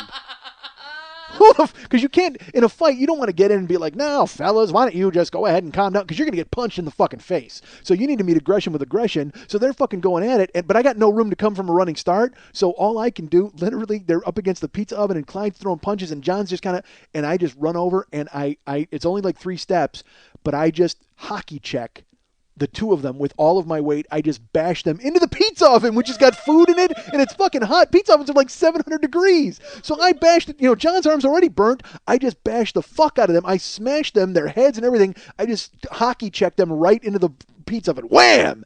And John falls, and what I would do then is, like I said, whoever would fall down, they would both fall down, great. But if one of them would fall down, I know he's out of the fight, and I would grab the other guy by his shirt or his neck, and I would just fucking wrap him up. So that's what happened. I bashed him. John is half drunk and burnt up now anyway. He falls to the ground, and I grab Clyde by his sweatshirt, and I put it over his head hockey fight style, and I grab his head like in a headlock. And I'm like, fucking calm down, calm the fuck down. Like I'm yelling, and there's people, now people are looking in the kitchen to see what the fuck is going on because it wasn't exactly quiet. Because the second he banged John's arm into the grill, John fucking yelled, and they start yelling, fuck you, and they're screaming, and I fucking smash them, a huge noise. And so I turn around and I look, and you just see like eyes, all these people staring in the kitchen. I got one dude in a headlock, the boss is on the ground. And Clyde finally like shakes himself and he puts his head through and he starts taking his apron off and he throws his apron right in John's face and he's like, I quit. And literally just like in the movies, you can't quit, you're fired. And meanwhile, steaks burning on the fucking grill, everything's going to shit, everything goes to hell. Which was, all right, now that's bad. All that's bad. But what's worse now is John wobbles to his feet and decides that he's going to be the fucking hero who saves everything, and he's going to help me now in the kitchen. He's now my help. So he puts on fucking Clyde's apron. He can't even get the apron on. He's like he puts his head like through one side, and he's got the pot. Oh, dude, it was so fucking terrible. And I tried to just put him on salad detail, like just to get him out of the way, but he tries to work the grill, and he fucks up like all the meals. Like for the next hour, he's just fucking up meat, and I wanted to tackle him or get him the fuck out of there. I went and got his wife, Nancy, finally, after an hour. I go, he's ruining everything. You need to get him out of here. Because the last thing we need is word to get out to fucking Floyd Temperillo and fucking they dig a hole in the desert for John because he burned 4 pork chops. And so Nancy finally comes in and she's got a glass of wine because she's also a fucking lush. And she walks in and she takes John off the grill, and I worked the rest of the night myself. It couldn't have been an hour that he was fucking up meat. It had to be like a half hour maybe. But he fucked up like 8 different plates of food, and I had to fucking work alone. And at the end of the night, all the waiters are looking at me because I will be honest with you. When you fucking smash somebody, everybody's just like, Jesus Christ, I don't get in that guy's way. So they saw me smash 2 dudes and fucking just send them to the ground. So everybody's like, are you okay? And I go, yeah, I'm fine. I had this burn from the pizza oven across my arm, but I didn't fucking care. I was like, again, I'm an idiot, folks. I should, whenever I'm in pain or I get hurt, I should fix it. But instead, I just get that weird mad thing and I power fucking through it. I'm just like, fuck it, I'll just gangster through this. And then, sure enough, at the end of the night, I'm like, oh man, I'm fucked up. But the waitstaff, I would get along with them, but they also were a little wary of me after they saw me fucking check these 2 dudes. But Mona was like a mouth. Mona was like this, and look, this story's not going to make me look good. Let me just tell you that right now. Mona was, she was like the head of the floor. Yeah, I know. Geez, I haven't even gotten to Valentine's Day yet. Holy shit. So Mona she was the head of the floor. At the end of the night, the waitstaff would work the floor, and then they would tip me out as a cook at the end of the night. So one night we were super fucking busy, and they were always tipping me. I always thought they were light with what they were tipping me. But they had some weird, there was no standards, no industry standard for what the cook gets. But I would always make these people meals. I would always, they would ask, hey man, can I have a sandwich? Can I have this? And there was a crew meal that you were supposed to give people, but I didn't give a fuck about that. It wasn't my food. It's fucking Temperillo's food. So I don't give a shit about food costs. John can deal with that in between fucking sips of wine. So if people are hungry, I'll make them a sandwich if they want to eat. There was a delivery driver named Andy who, oh man, I can't. All right, I got a story about Andy, but I can't. This is fucking remind me to talk about Andy at some point. Oh boy. I should have told that story. Fuck. All right. So they're tipping me out. They're light on tipping me out, in my opinion. And so I bitched the waitress, and I'm like, man, really? This is all I get? I mean, I'm the only guy back here, and me and this never-ending parade of hippies, whatever you. And I was furious because they tipped out the busboy, and he got just as much as I did. And I go, what the fuck? Why does he get as much as I do? And they're like, well, he clears the room. If he doesn't clear the tables, we can't sit anybody, and then we can't make any money. I go, I got news for you. If you sit people and I don't make them any fucking food, you're not going to get to clear a goddamn table. And again, I'm wrong, folks. I understand now I'm wrong. At the time, 21-year-old me doesn't realize that I'm wrong. I realize that I'm the only guy cooking worth of shit in the fucking kitchen, so I think I should get a little extra cash for the fucking the privilege. And the waitstaff, they liked me and I got along with them, but then when it came time to give me money, I couldn't believe I was getting stiffed. And then when I saw the busboy was getting just as much as I was like, this is ridiculous. Why would he? And so Mona decided to come into the kitchen and tell me how little I was worth. And decided to give me a speech about how, you're lucky we tip you at all. We don't need to tip you anything. That's just out of the goodness of our hearts that we decided to give you some of our tips. We're the ones busting our ass out there. If we weren't busting our ass, we wouldn't make any money. So we go ahead and do that. We're giving you a generous portion. You don't even really deserve that. And I said, fine. Keep your fucking tips. I don't want them. She goes, no, we don't mind tipping you. I go, no, I do mind. I don't want a fucking small. Give it all to the busboy. You want to give it to somebody? Give it to the fucking busboy. But don't ask me for a fucking crumb of food to come out of this motherfucking kitchen. And do not think you are going to come in here and cook one fucking chicken strip, one fucking chicken wing, one goddamn lettuce leaf. You get nothing out of this fucking kitchen unless you buy it. Now, I don't run the place. I'm a 21-year-old idiot. Who the fuck am I to talk shit to these people? But I was so fucking furious that I decided, you know what, fuck it. I'm not doing it. And she goes, no, it's okay. And I go, no, fuck you. I go, you know what? I'm not cooking you any food at all. I'm not. So she goes, fine. You don't want to cook us any food? You don't have to. John will cook it. I go, yeah, good luck. So a week goes by. They don't tip me out. I'm not cooking them any food. And they would ask John, it started in the beginning of the week. They were just like, well, we're not going to get any food or whatever. And it was funny. There were waiters and waitresses who liked me. And they would come in and they'd go, hey, can you make us a sandwich? I go, talk to Mona. If you straighten out with Mona what's going on, I go, that's fine. I go, but otherwise, fuck it. No offense, but, you're my friends, but I'm not cooking you a fucking thing. Again, because I'm an asshole, folks. You know who I was? I'm my brother Scott. At 21, I was my brother Scott. So finally, after a week, Mona comes in, and she tips me out, and I go, no, I don't want any money. She goes, no, it's all right. We talked about it. Let's just get past this, all right? I go, well, what do you mean get past it? She goes, no, you're right. We'll give you more money as long as you cook for us. It makes sense. There's no reason for us to fight about this. We'll take care of you. And I went, are you sure? Is everybody? She goes, yes. She goes, everybody came to me, and she goes, I personally don't think we should be doing this. I don't care if you cook for me ever. She goes, but just to keep the peace, I'll go ahead and do this. All right? And she hands me the money, and I look at the money, and it's $19. It's like nothing. It's less than I would have gotten before. And I said, this is less than before. I don't even understand what you're saying. She goes, oh. She goes, well, I'm not giving you any money. I said, what? She goes, yeah. She goes, you don't cook. You can cook for them, and they'll give you money. She goes, but you don't have to cook for me, so I'm not giving you any of my money. I said, that's not how it works. I go, either all of you decide that you're going to tip me out together, and then I'll cook for everybody, or nobody gets a fucking thing. She goes, no. She goes, I've decided it's going to work this way, and if you want me to, I'll go ahead and call Floyd. Now, I've never met Floyd. I don't know anything about Floyd. I don't know if she even knows Floyd, but I know Mona's been there for like fucking 20 years. So I said, you know what, Mona? I don't want your money, and I don't want their fucking money. Take it. And it was 19 singles. And folded in half. I held it up. And I fucking bounced it right off her face. Oh, my God. Again, I'm not a good person, folks. 21-year-old me certainly was not a good person. But it was like I was so fucking outraged that she's going to call Floyd? What's he going to do? Fucking kneecap me? I don't know who the fuck he is. He's this mythical figure. And so sure enough, the money was folded up, and it was tight folded. It was bad, folks. It was not good. I'm not proud of it. Because you know what it sounded? It made a sound. You know what it sounded like? You ever in a swimming pool and you slap the water with the flat of your hand? That noise? Yeah. It just went whap, and I bounced it fucking whipped it, bounced it right off of her fucking cheek. And I gotta admit, it was fucking awesome because it made this huge money shower, like it exploded when it hit her face. There was money all over, and I'm just standing there fucking staring her right in the eyes. Idiot. What a jagoff. Yes, I know I'm a jagoff. Save your emails, all right? It was a dick move. It was fucking 22 years ago. I'm not a good guy.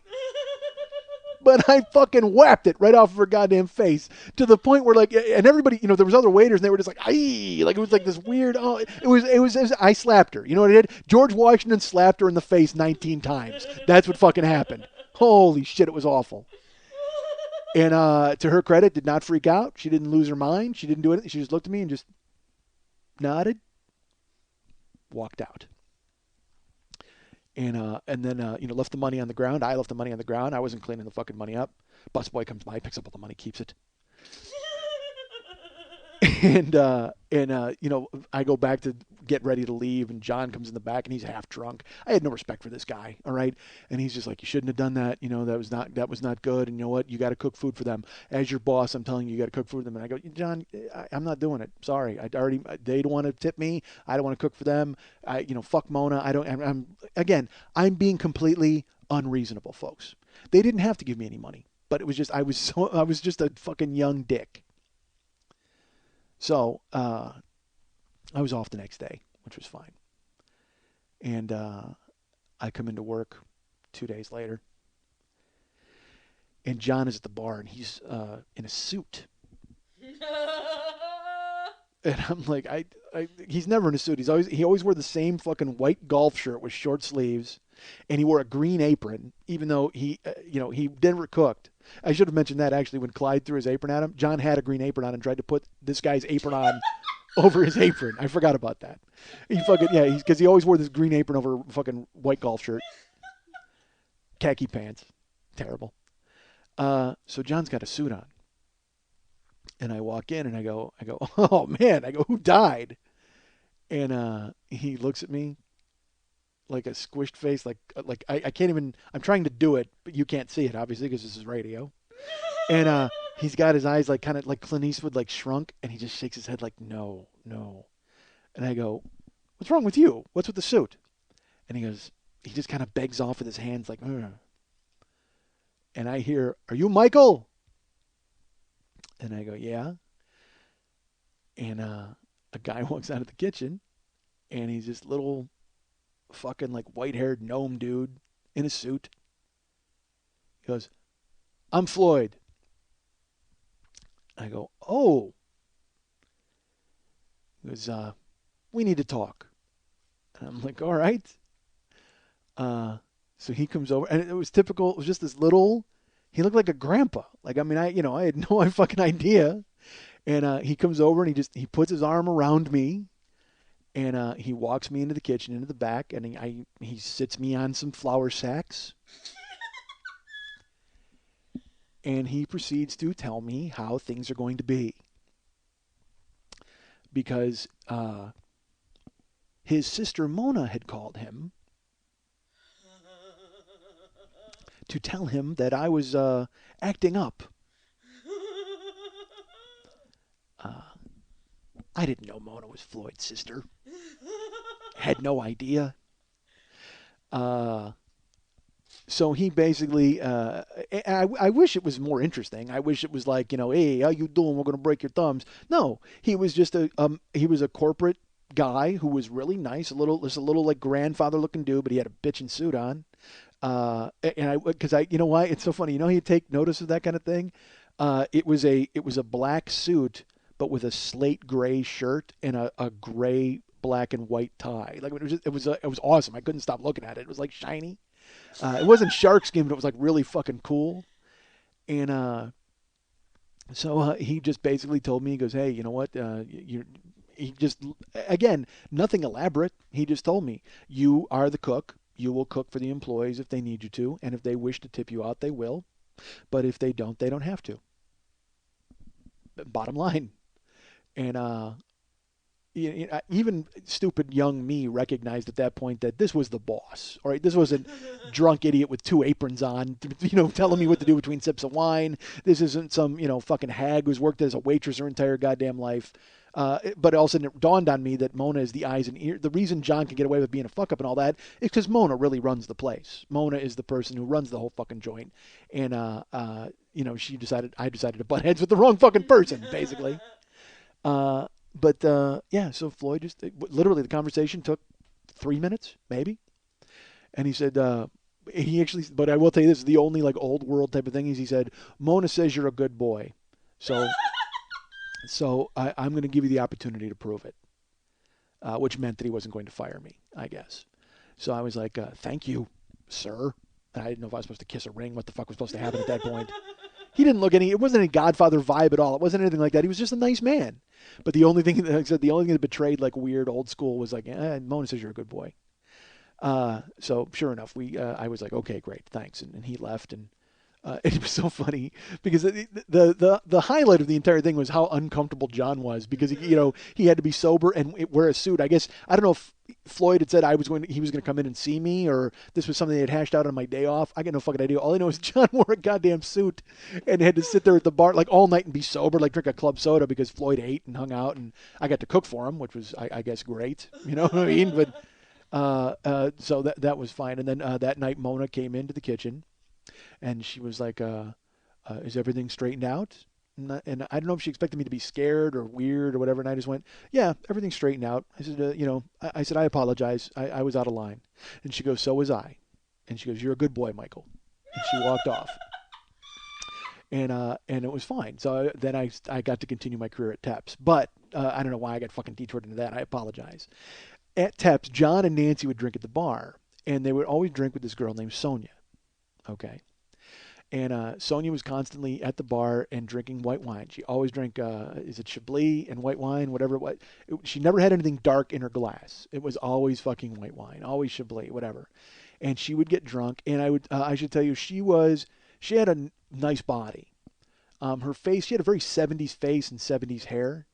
And she was a little older. I was 21. She was probably 31 at the time. And she would flirt with me relentlessly.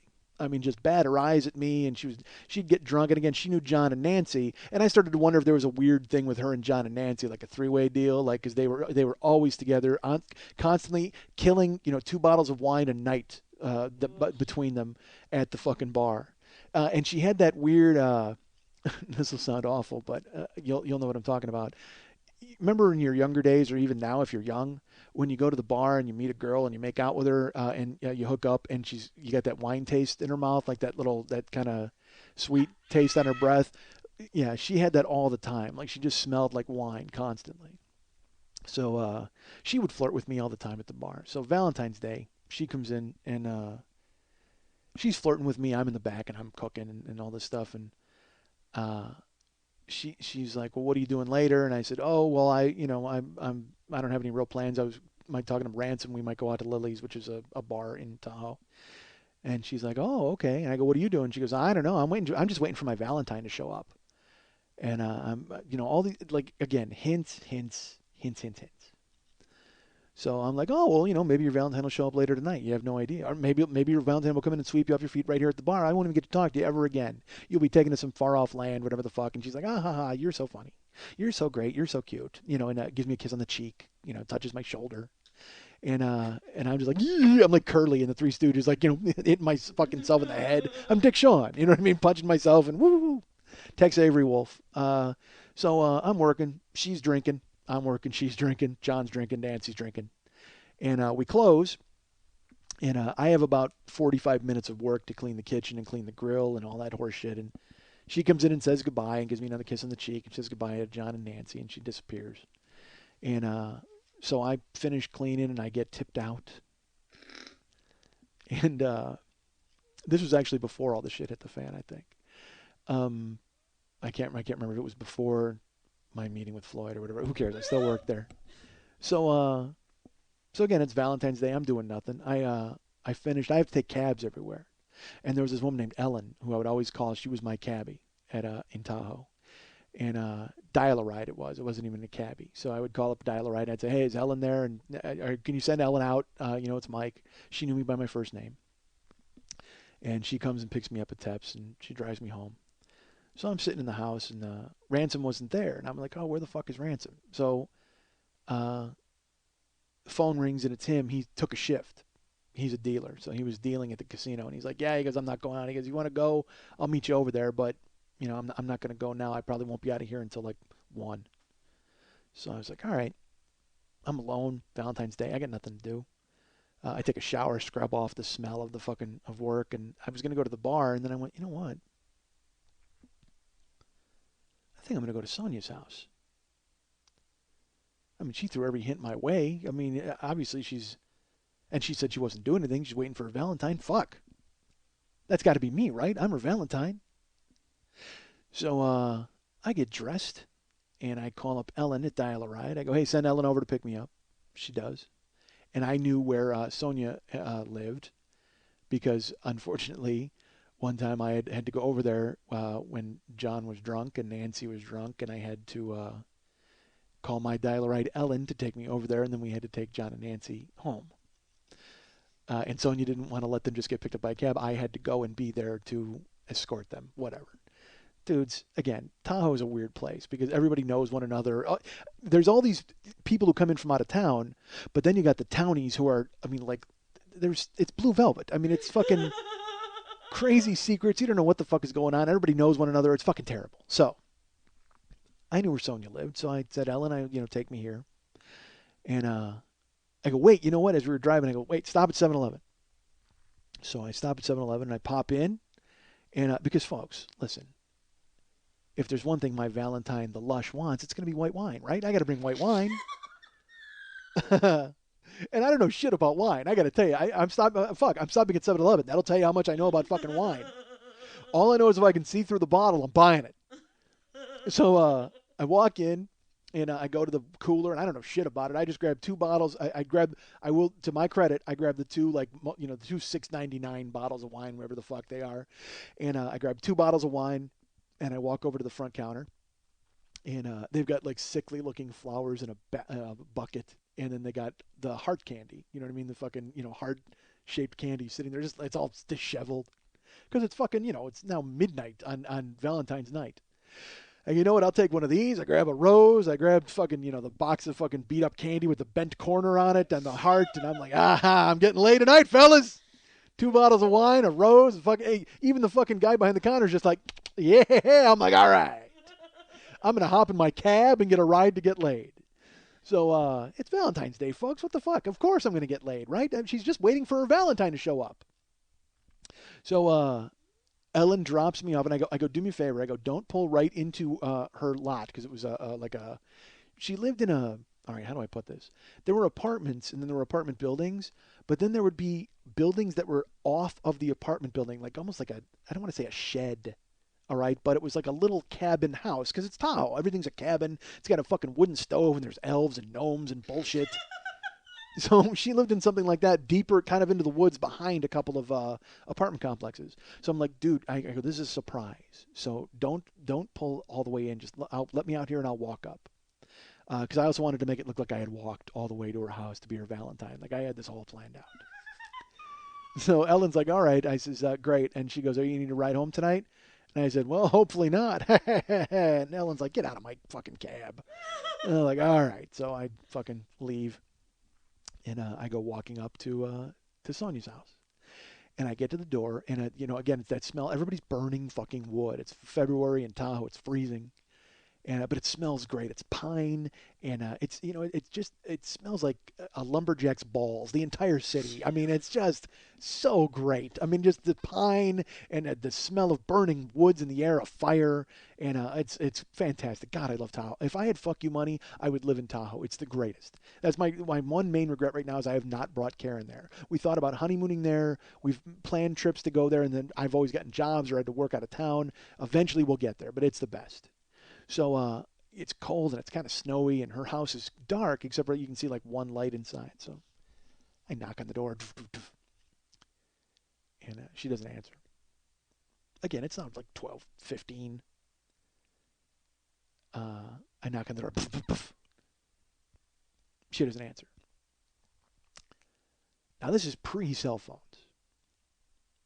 So if she doesn't answer, I'm fucked. Because I'm in the middle of, it's like 12:30 at night in the freezing weather. I'm not even close to a phone. Again, she's back in the woods. I mean, I'm gonna have to hike with nothing but fucking, shitty candy and wine for sustenance. Why me fucking passed out dead with just like a frozen rose in my mouth. So it becomes a little urgent after the second knock. So, I open the door, the screen door, the outside door, and now I lay on it. I put a little bass in it.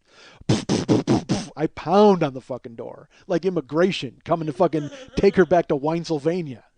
And and finally I see a light go on, and she opens the door, and she's in a robe. She's like all bundled up in a robe, and it was a robe with a hood. Like I don't know, weirdly enough, she got the hood up over her head and the robe. She's all bundled up. And I go, hey, Valentine. And she goes, what are you doing here? And I said, well, it's Valentine's Day. Come on, nobody should be alone on Valentine's Day. And right when I say that, in my head, I go, she might not be alone. Like, I had never even thought of the possibility that she could have another dude. I don't know, because I don't know anything about her. All I know is she gets drunk at the bar and grabs my ass. That's all I know about this chick. She's got a three-way deal, I think, with John and Nancy, and she just fucking gets loaded at the bar and flirts with me constantly. That's all I know. I don't know a fucking thing about her. Honestly, I don't even know her fucking last name. I know where she lives because I had to pick up drunks before. So right when I say that, I go, no one should be alone on Valentine's Day. I say in my head, I go, maybe she's not. Stupid! And she goes, oh, yeah, Valentine's Day.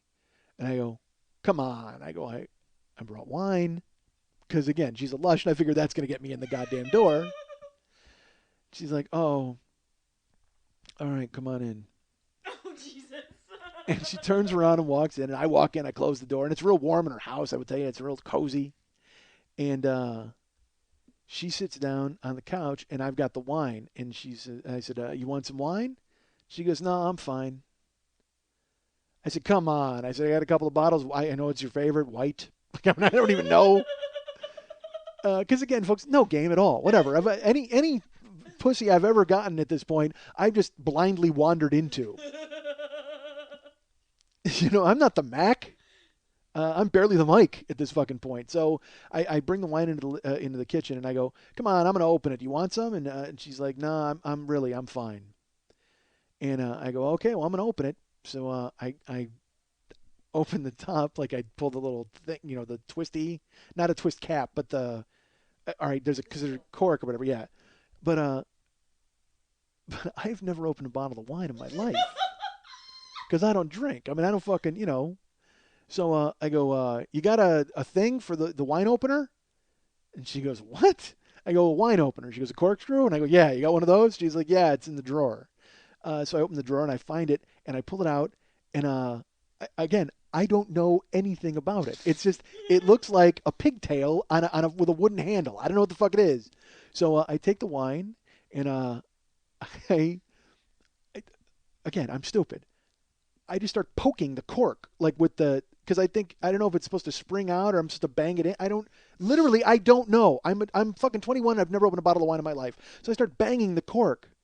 And then it after about 30 seconds, I realize because it starts digging into the cork, I go, oh, Jesus.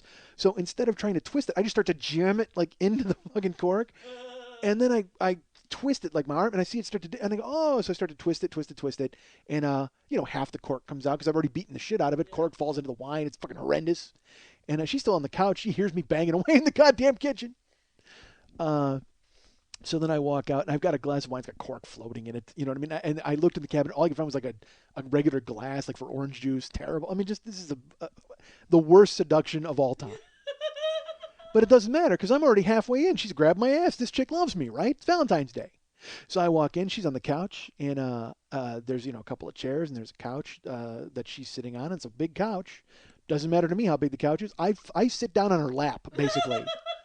I flop like right next to her. Here you go. I hand her a fucking breakfast glass with corky wine. And she's like, looks at it like, thanks. And she puts it right down on the table. Like, it doesn't even bother with it. And I go, happy Valentine's Day, huh? Because I got nothing. I have no reference point with this chick. And she's like, yeah, Valentine's Day. And I said, oh, brought you something. And up my sleeve is where I hid the flower. I pulled like a magician. I pulled it out of my fucking and it broke, like the stem broke on the bottom. But I'm like, here you go. Because again, I'm just wasting time until we get fucking. I mean, seriously, because that's why I'm here. Everybody knows we're gonna start fucking. But she could not be less interested in me at this point. Like literally, if it was now, she would have just put in her tweakedaudio.com/40 earbuds and tuned me the fuck out. But, yeah, she doesn't find me nearly as entertaining, and I can't imagine why. I don't know what the fuck is going on. I give her the flower, and I go, oh, another thing, and under my shirt, like right around chest level, where Superman's S is, I've hidden the candy under my shirt, and I reach in, I'm like, oh, ha ha, like I'm fucking Marshall Brodeen of Valentine's Day, fucking, I got a rose up my sleeve, I got candy in my goddamn shirt, and boom, I even made cork appear in the wine. Holy shit. Just the worst ever. Because again, I just realized I don't have to put any effort into it, folks, because I'm gonna fuck this chick, right? So I pull the candy out, and it's all bent up, and it's sweaty because it's underneath my goddamn shirt. I can't. I'm sure the candy's melted inside at that point. And I'm like, oh, I brought candy for you. She's like, oh, she goes, I don't want any candy. And I go, oh, come on, you don't want wine, you don't want candy. It's Valentine's Day. This is what you're supposed to have: is candy and wine. Yeah, come on, let's do this. And I'm trying to be like, fun, and because I see it slipping away. Like she doesn't want me. Not only does she not want me on the couch, she doesn't want me in the building. So I stand up and I go, oh, come on. You sure you don't want any candy? You want some more wine? She hasn't even drunk, the first glass of wine. She's like, no, I'm okay. She's literally sitting on the couch, bundled up in the robe with the hood up. Like, I can't see her hair. I mean, she's just fucking wrapped up. So I take the candy and I put it on the kitchen counter. And I go back and I sit down next to her and I'm on the couch. And there's silence. I mean, she's not talking. I'm not talking.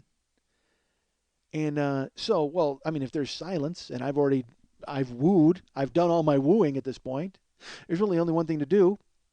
I got to kiss this chick, right?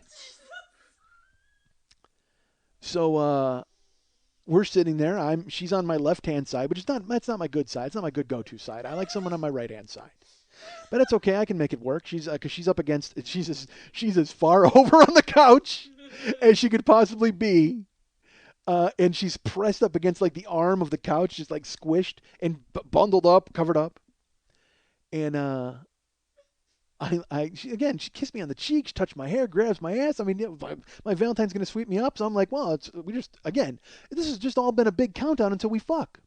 So it's quiet, we're silent, and I just put my hand on her leg. Silent, no reaction. She doesn't move, she doesn't flinch, which is good. She doesn't move my hand, which I consider, well, that means, of course, I've got to go in and kiss her, right? At this point? So I might have even done it in one movement. Like it was like hand on leg, calculation. There was a 3 count, like a 3 beat. She's not moving me. Whoomp. And I just slide my head over and she kind of flinches and I just get like a face full of hood. Like just like whoosh. And I freeze. Right at the hood, because she doesn't turn around to meet my face, not to kiss me. And I've got my mouth is at her hood, but it's basically at ear level. I just go, can I kiss you? And she goes, well, it's really late. And I go, come on, it's Valentine's Day. You said you were waiting for your Valentine. He's here now. I even go third person with it. It's not even I'm here now. You waited for your Valentine. He's here now. So she I could see her kind of loosen up. She's still bundled up with her hood and her arms are pressed tightly against her really great breasts. I'm not going to lie to you. They were great. At work, whenever I would see them in a sweater, they were fantastic. But I got my hand on her knee and my face buried in her ear. And she finally just kind of relents a little bit and she turns around to kiss me. And so I lean in, and I will tell you this, folks. I'm a good kisser. I'm not going to lie to you. Again, there's one thing I can do in my life, and that's use my mouth for anything. Anything you can imagine that I could use my mouth for, eating, kissing, fill in the blank, talking, boom, done. I am top of the fucking line, top shelf. So she kisses me, and again, I bring the goods. I'm not going to lie to you. But there is one thing missing when I kiss her. The taste of wine. Sonia's not drunk. She's probably sobered up because she's been home from the bar for, 3 hours. And in that 3 hours, she's returned to the human race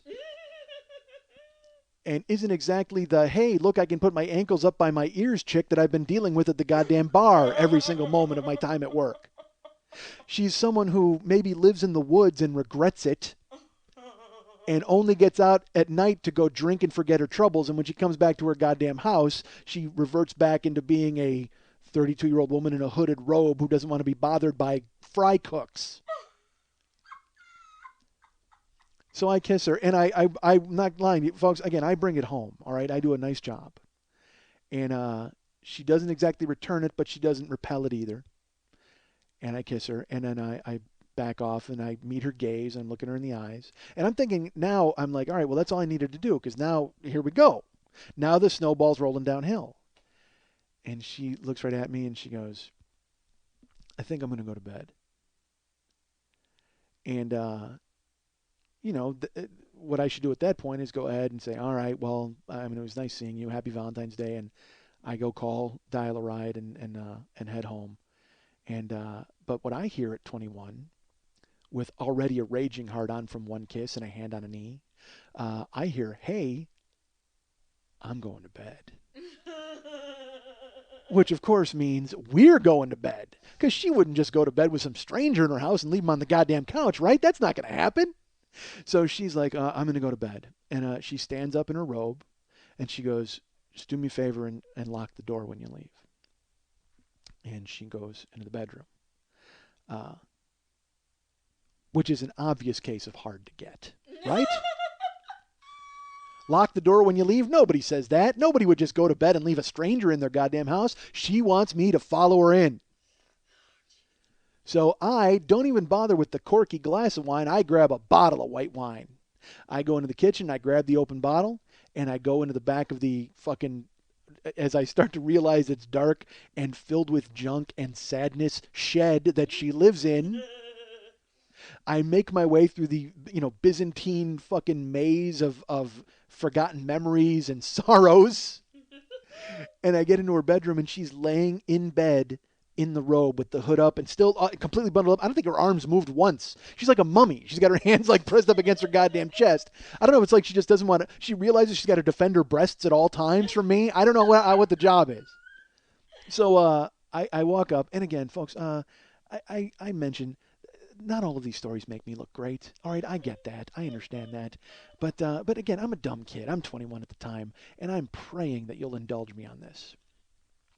So she's in bed, and she's in her robe, and she's all bundled up, and not even looking at me. And I walk into the bedroom, and I actually can hear her audibly like,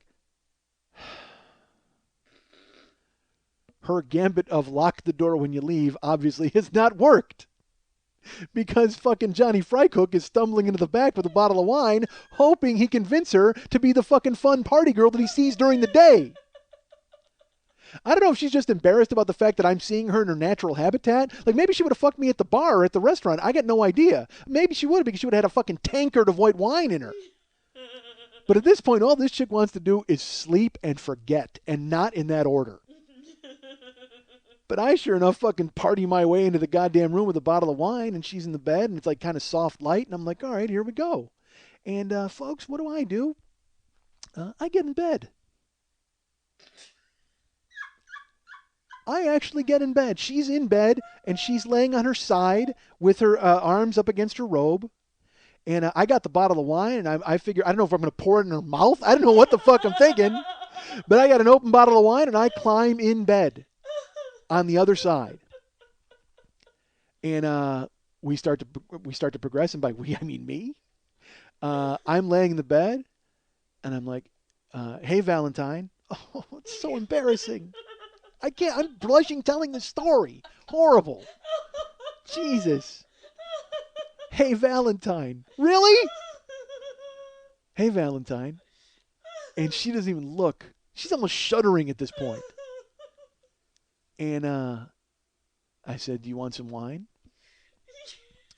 She doesn't even answer me. Because, I'm just thinking, it's like Popeye with spinach. If I can just get one drop of wine in her mouth, and she'll, like, her fucking legs will get strong and wrap around my waist, and I'll fuck her till fucking sunlight. All I got to do is get this magic elixir into her mouth, and immediately she'll become the vixen she is at my goddamn job. And she won't realize that I'm just some pushy, annoying frycook who doesn't even know her last fucking name and thinks she's an easy knockoff. So I got the wine. I'm like, "Hey, you want some wine?" And she doesn't even answer me. She doesn't even move. She's. You know what? They often tell you when a bear comes, you should lay down and pretend that you're dead. You should just lay and not move and hope that the bear goes away. You certainly don't expect the bear to find his way through your Byzantine hallway of fucking sadness and climb into the bed with you, but apparently this bear was not giving up. This bear wanders in with a fucking bottle of wine in his paws, and he lays down. He's like, want some wine? She doesn't even move or look or do anything. She's laying there. So, I figure she's not getting the message, folks. So, I start rubbing her arm. I'm like, hey, Valentine. Rubbing her arm. She doesn't want any wine. She doesn't want to be called Valentine. She doesn't want to fucking talk to me. She doesn't even want to look at me. And I'm like, hey. And I lean forward and I put my head like right by her head. Like, hey. Because I don't know what to say. What do you say? Let's fuck? That's what I want to say.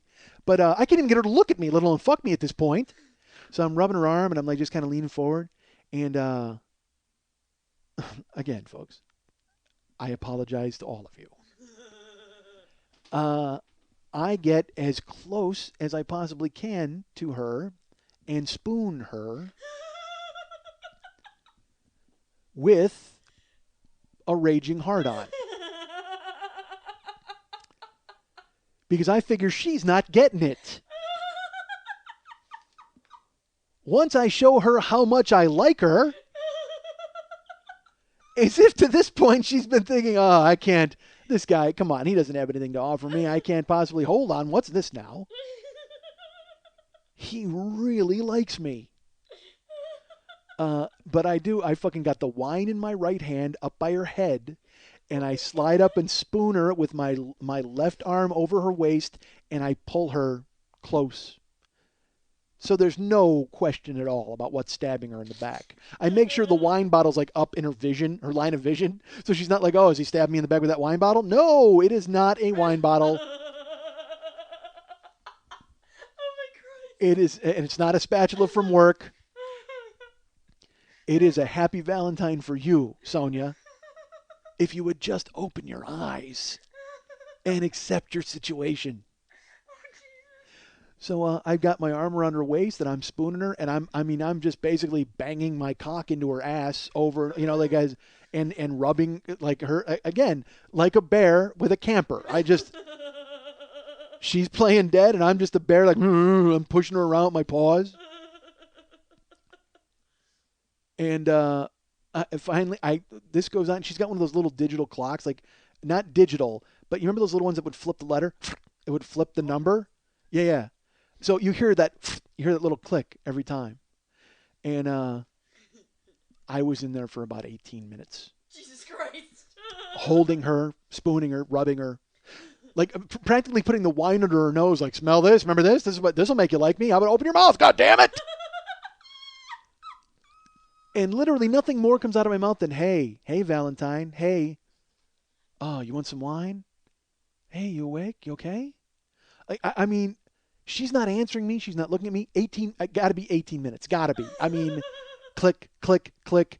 Because I got in there and it was like 1:30, and all of this date rape ended by 2. Because I finally look at the clock. I look at her.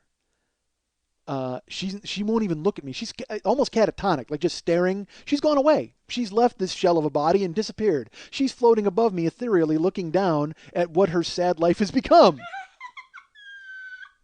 She's got fucking Bobby chicken wings from fucking Tep's Pizza, waving an open bottle of $6 wine under her nose, thinking he can bang her just because she was friendly once. And not once, every fucking day, god damn it. So I lay there for about a half an hour, I don't know how long, rubbing her, hey, talking, not getting any response whatsoever. It was as if your child were in a coma and you were trying to just go ahead and keep talking to it to make sure that it understood that there were people that loved it that were still out in the real world. She's catatonically staring. I'm rubbing, I'm pushing, I'm nudging, I'm poking hard. Nothing. No response whatsoever. Just laying there. Just fucking laying there. And finally, I'd sit up and I walk around the bed and I look at her, and she won't even make my eye contact. She won't even catch my gaze. She's just staring straight ahead. And I just go, all right, happy Valentine's Day. And walk out, leave her in the bed, walk through the hallway. I've got the wine still with me. And her phone was in the living room. So I go to the phone and I call Dial-A-Ride. And I said, hey, can you send Ellen? And I give the address. And I'm just sitting there in the house. She never comes out to see if I'm okay. She never comes out to see if I'm leaving. She never comes out to talk to me. Hi, bye, fuck you, nothing. She's just laying there getting over this trauma.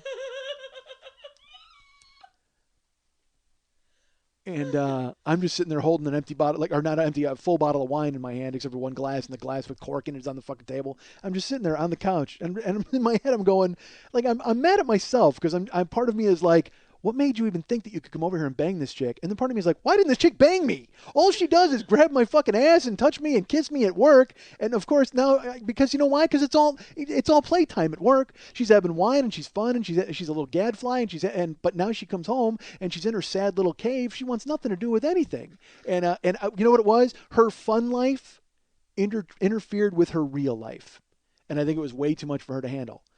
And the fact that she didn't want to fuck me. That probably didn't. That probably held a lot of weight. Let's be honest. I can't blame it on some psychological bullshit. This chick just didn't want any of the cock. I'm sorry. Certainly none of mine. So Dial-A-Ride shows up. I see, they call the inside of the house. I answer, and I go, all right. And I stand up, and I just yell in the back, and I go, all right, I'm leaving. Said, I'll put the wine in the fridge, and I'll lock the door when I leave. She doesn't do anything at all. And I go to walk out the door, and I make sure everything's locked. And I look over, and I see the candy on the table. Fuck you. I grabbed that candy, and I took it with me.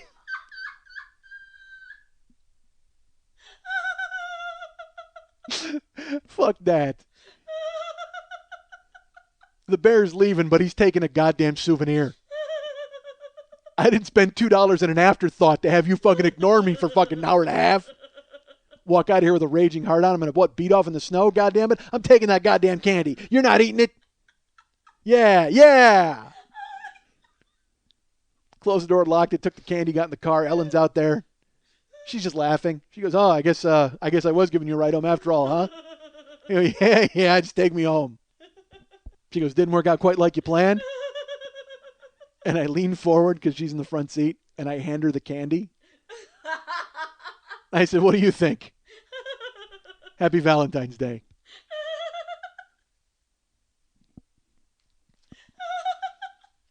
You guys can get me at Mike at MikeSchmidtComedy.com. You guys can get me at Facebook.com/The40-Year-Old-Boy. You can follow me at Twitter.com/The40-Year-Old-Boy. You can follow our friend Lily at Twitter.com/LilyVonStupp. You can follow her at Twitter.com/MNTs. And if you want to write her a personal note and find out exactly what faces I was making when I was trying to describe what John looked like in a suit, or I wanted to describe the catatonic woman who wanted to just survive her air rape, you can go ahead and write her a personal note at Lily at Burlesque411.com. That's Lily, Lili, at Burlesque411.com. Zazzle.com / 40-year-old boy. Please buy all his stuff.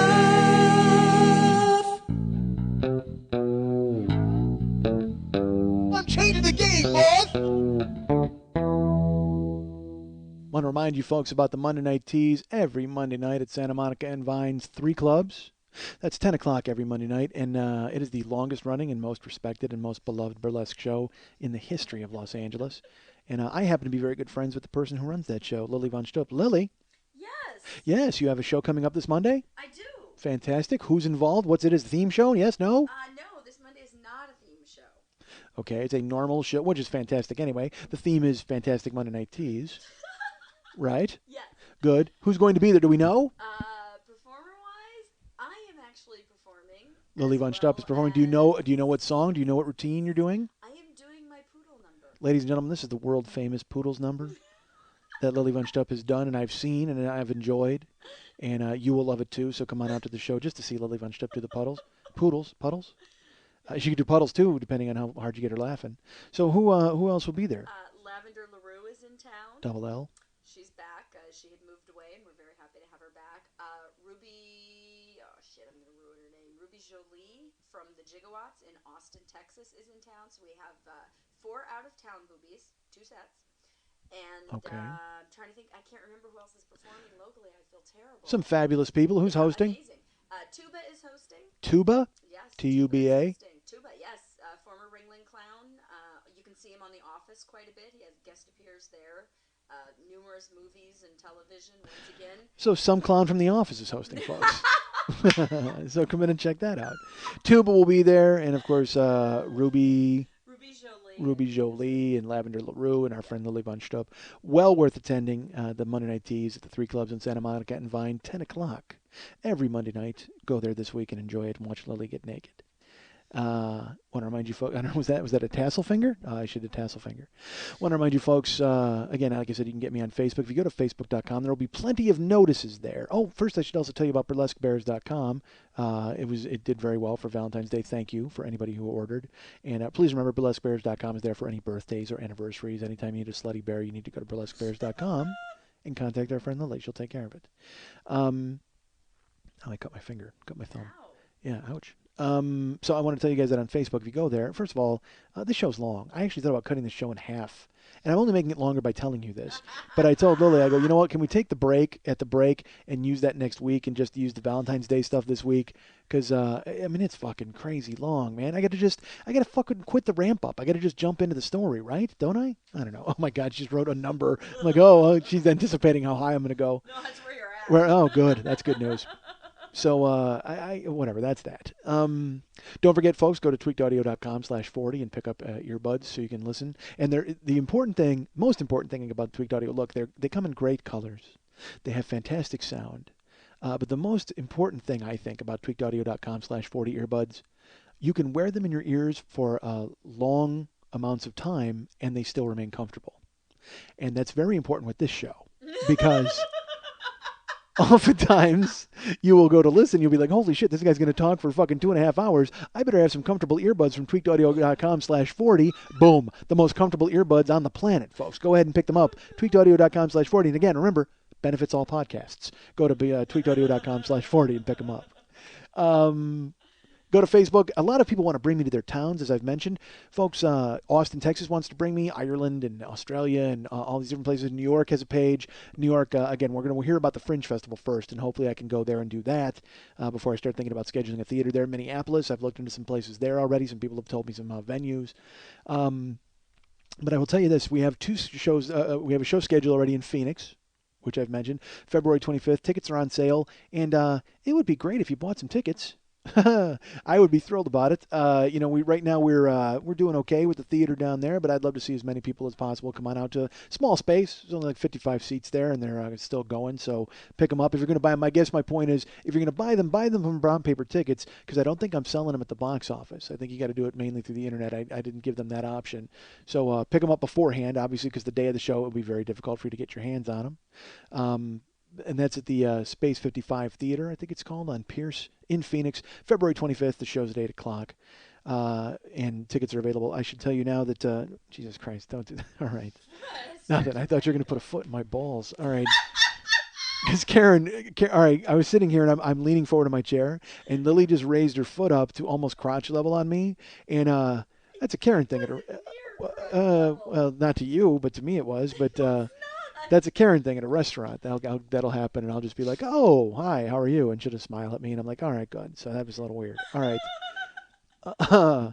So I should tell you now, folks, that we now have a Portland date. Yay!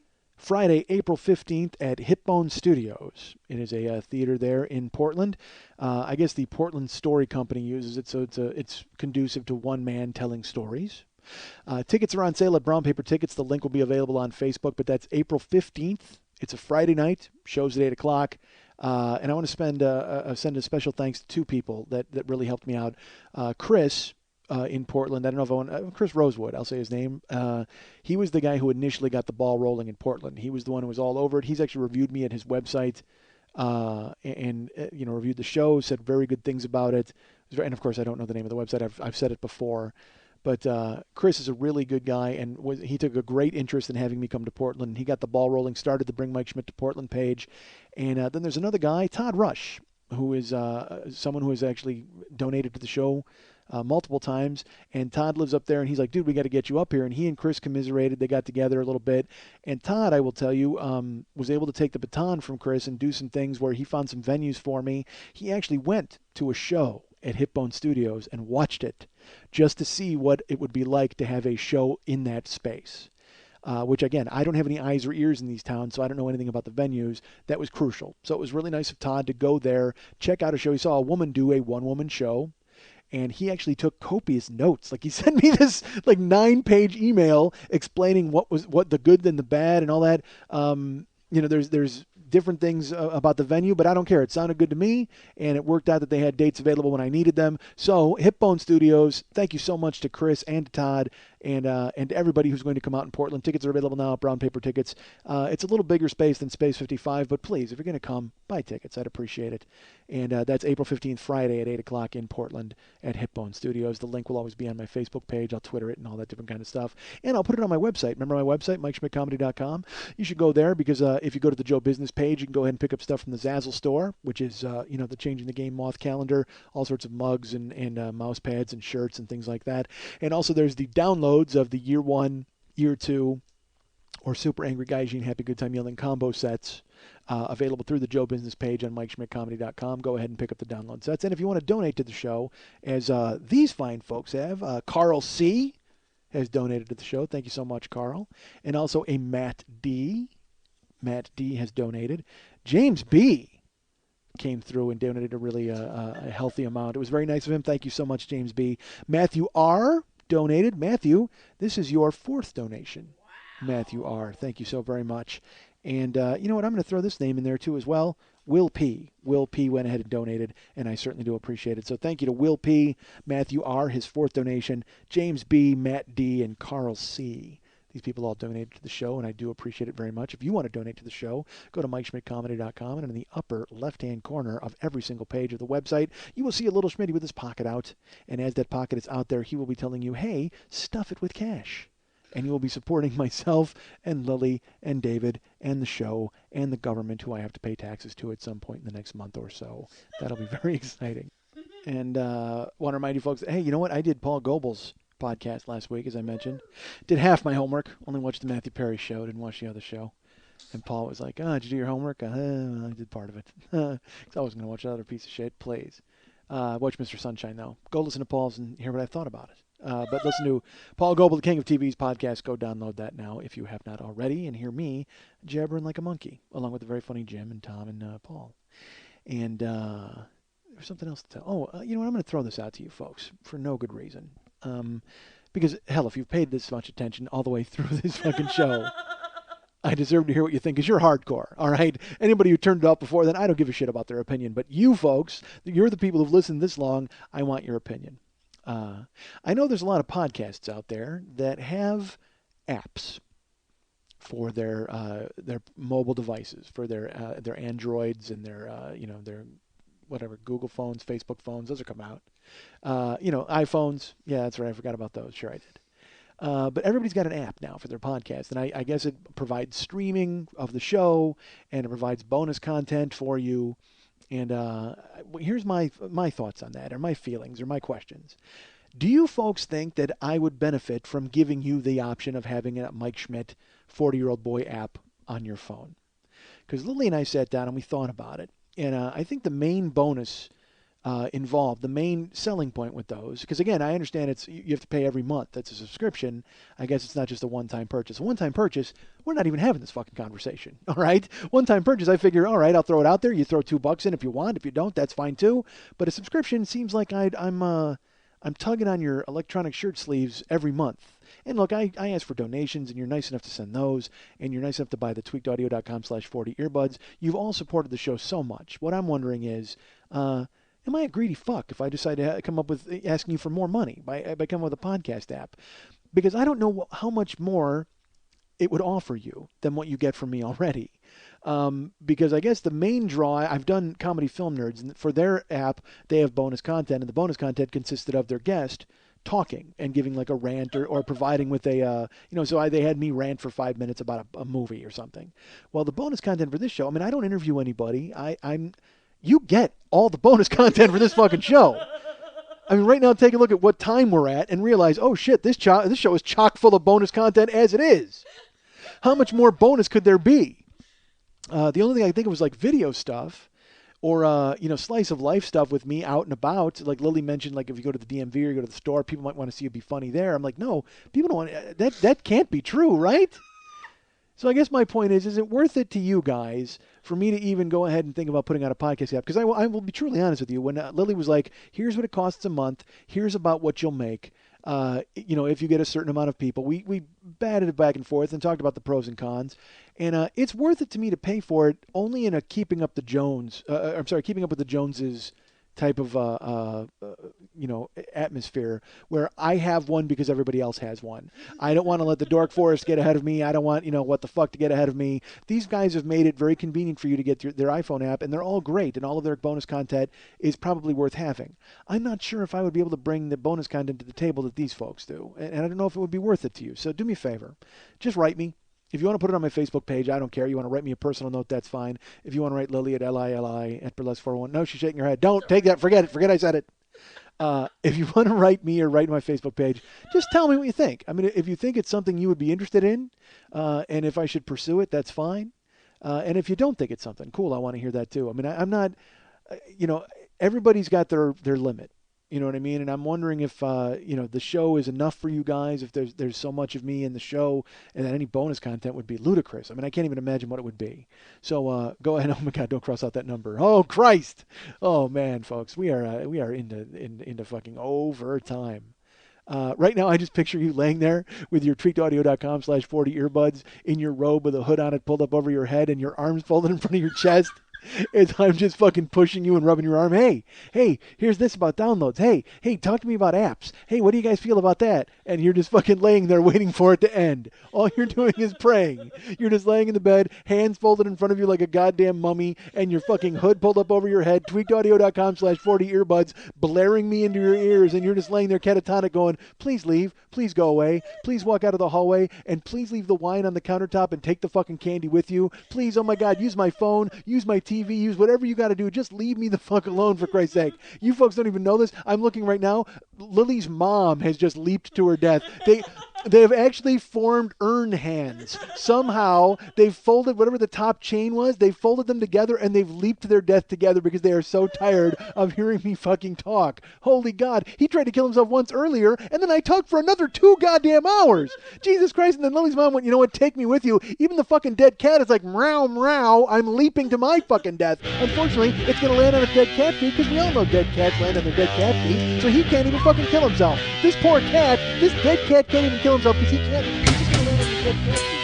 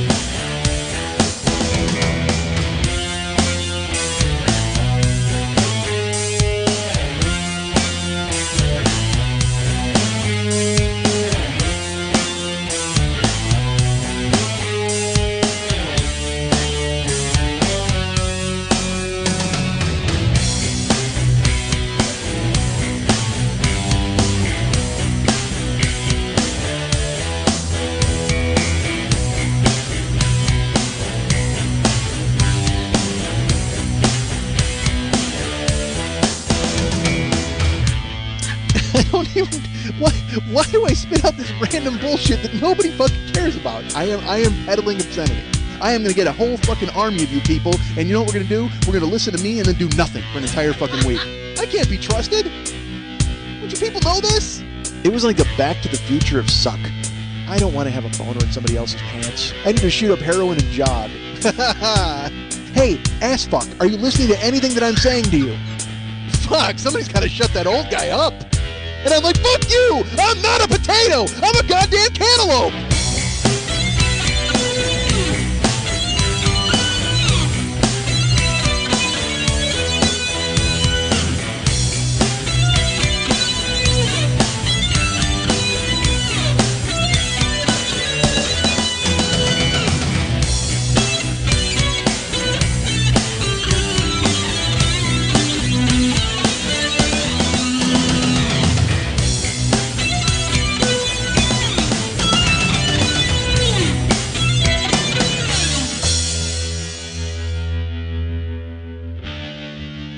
Hi, Mike. Hi, Mike. Hi, Mike. Hi, Mike. Hi, Mike.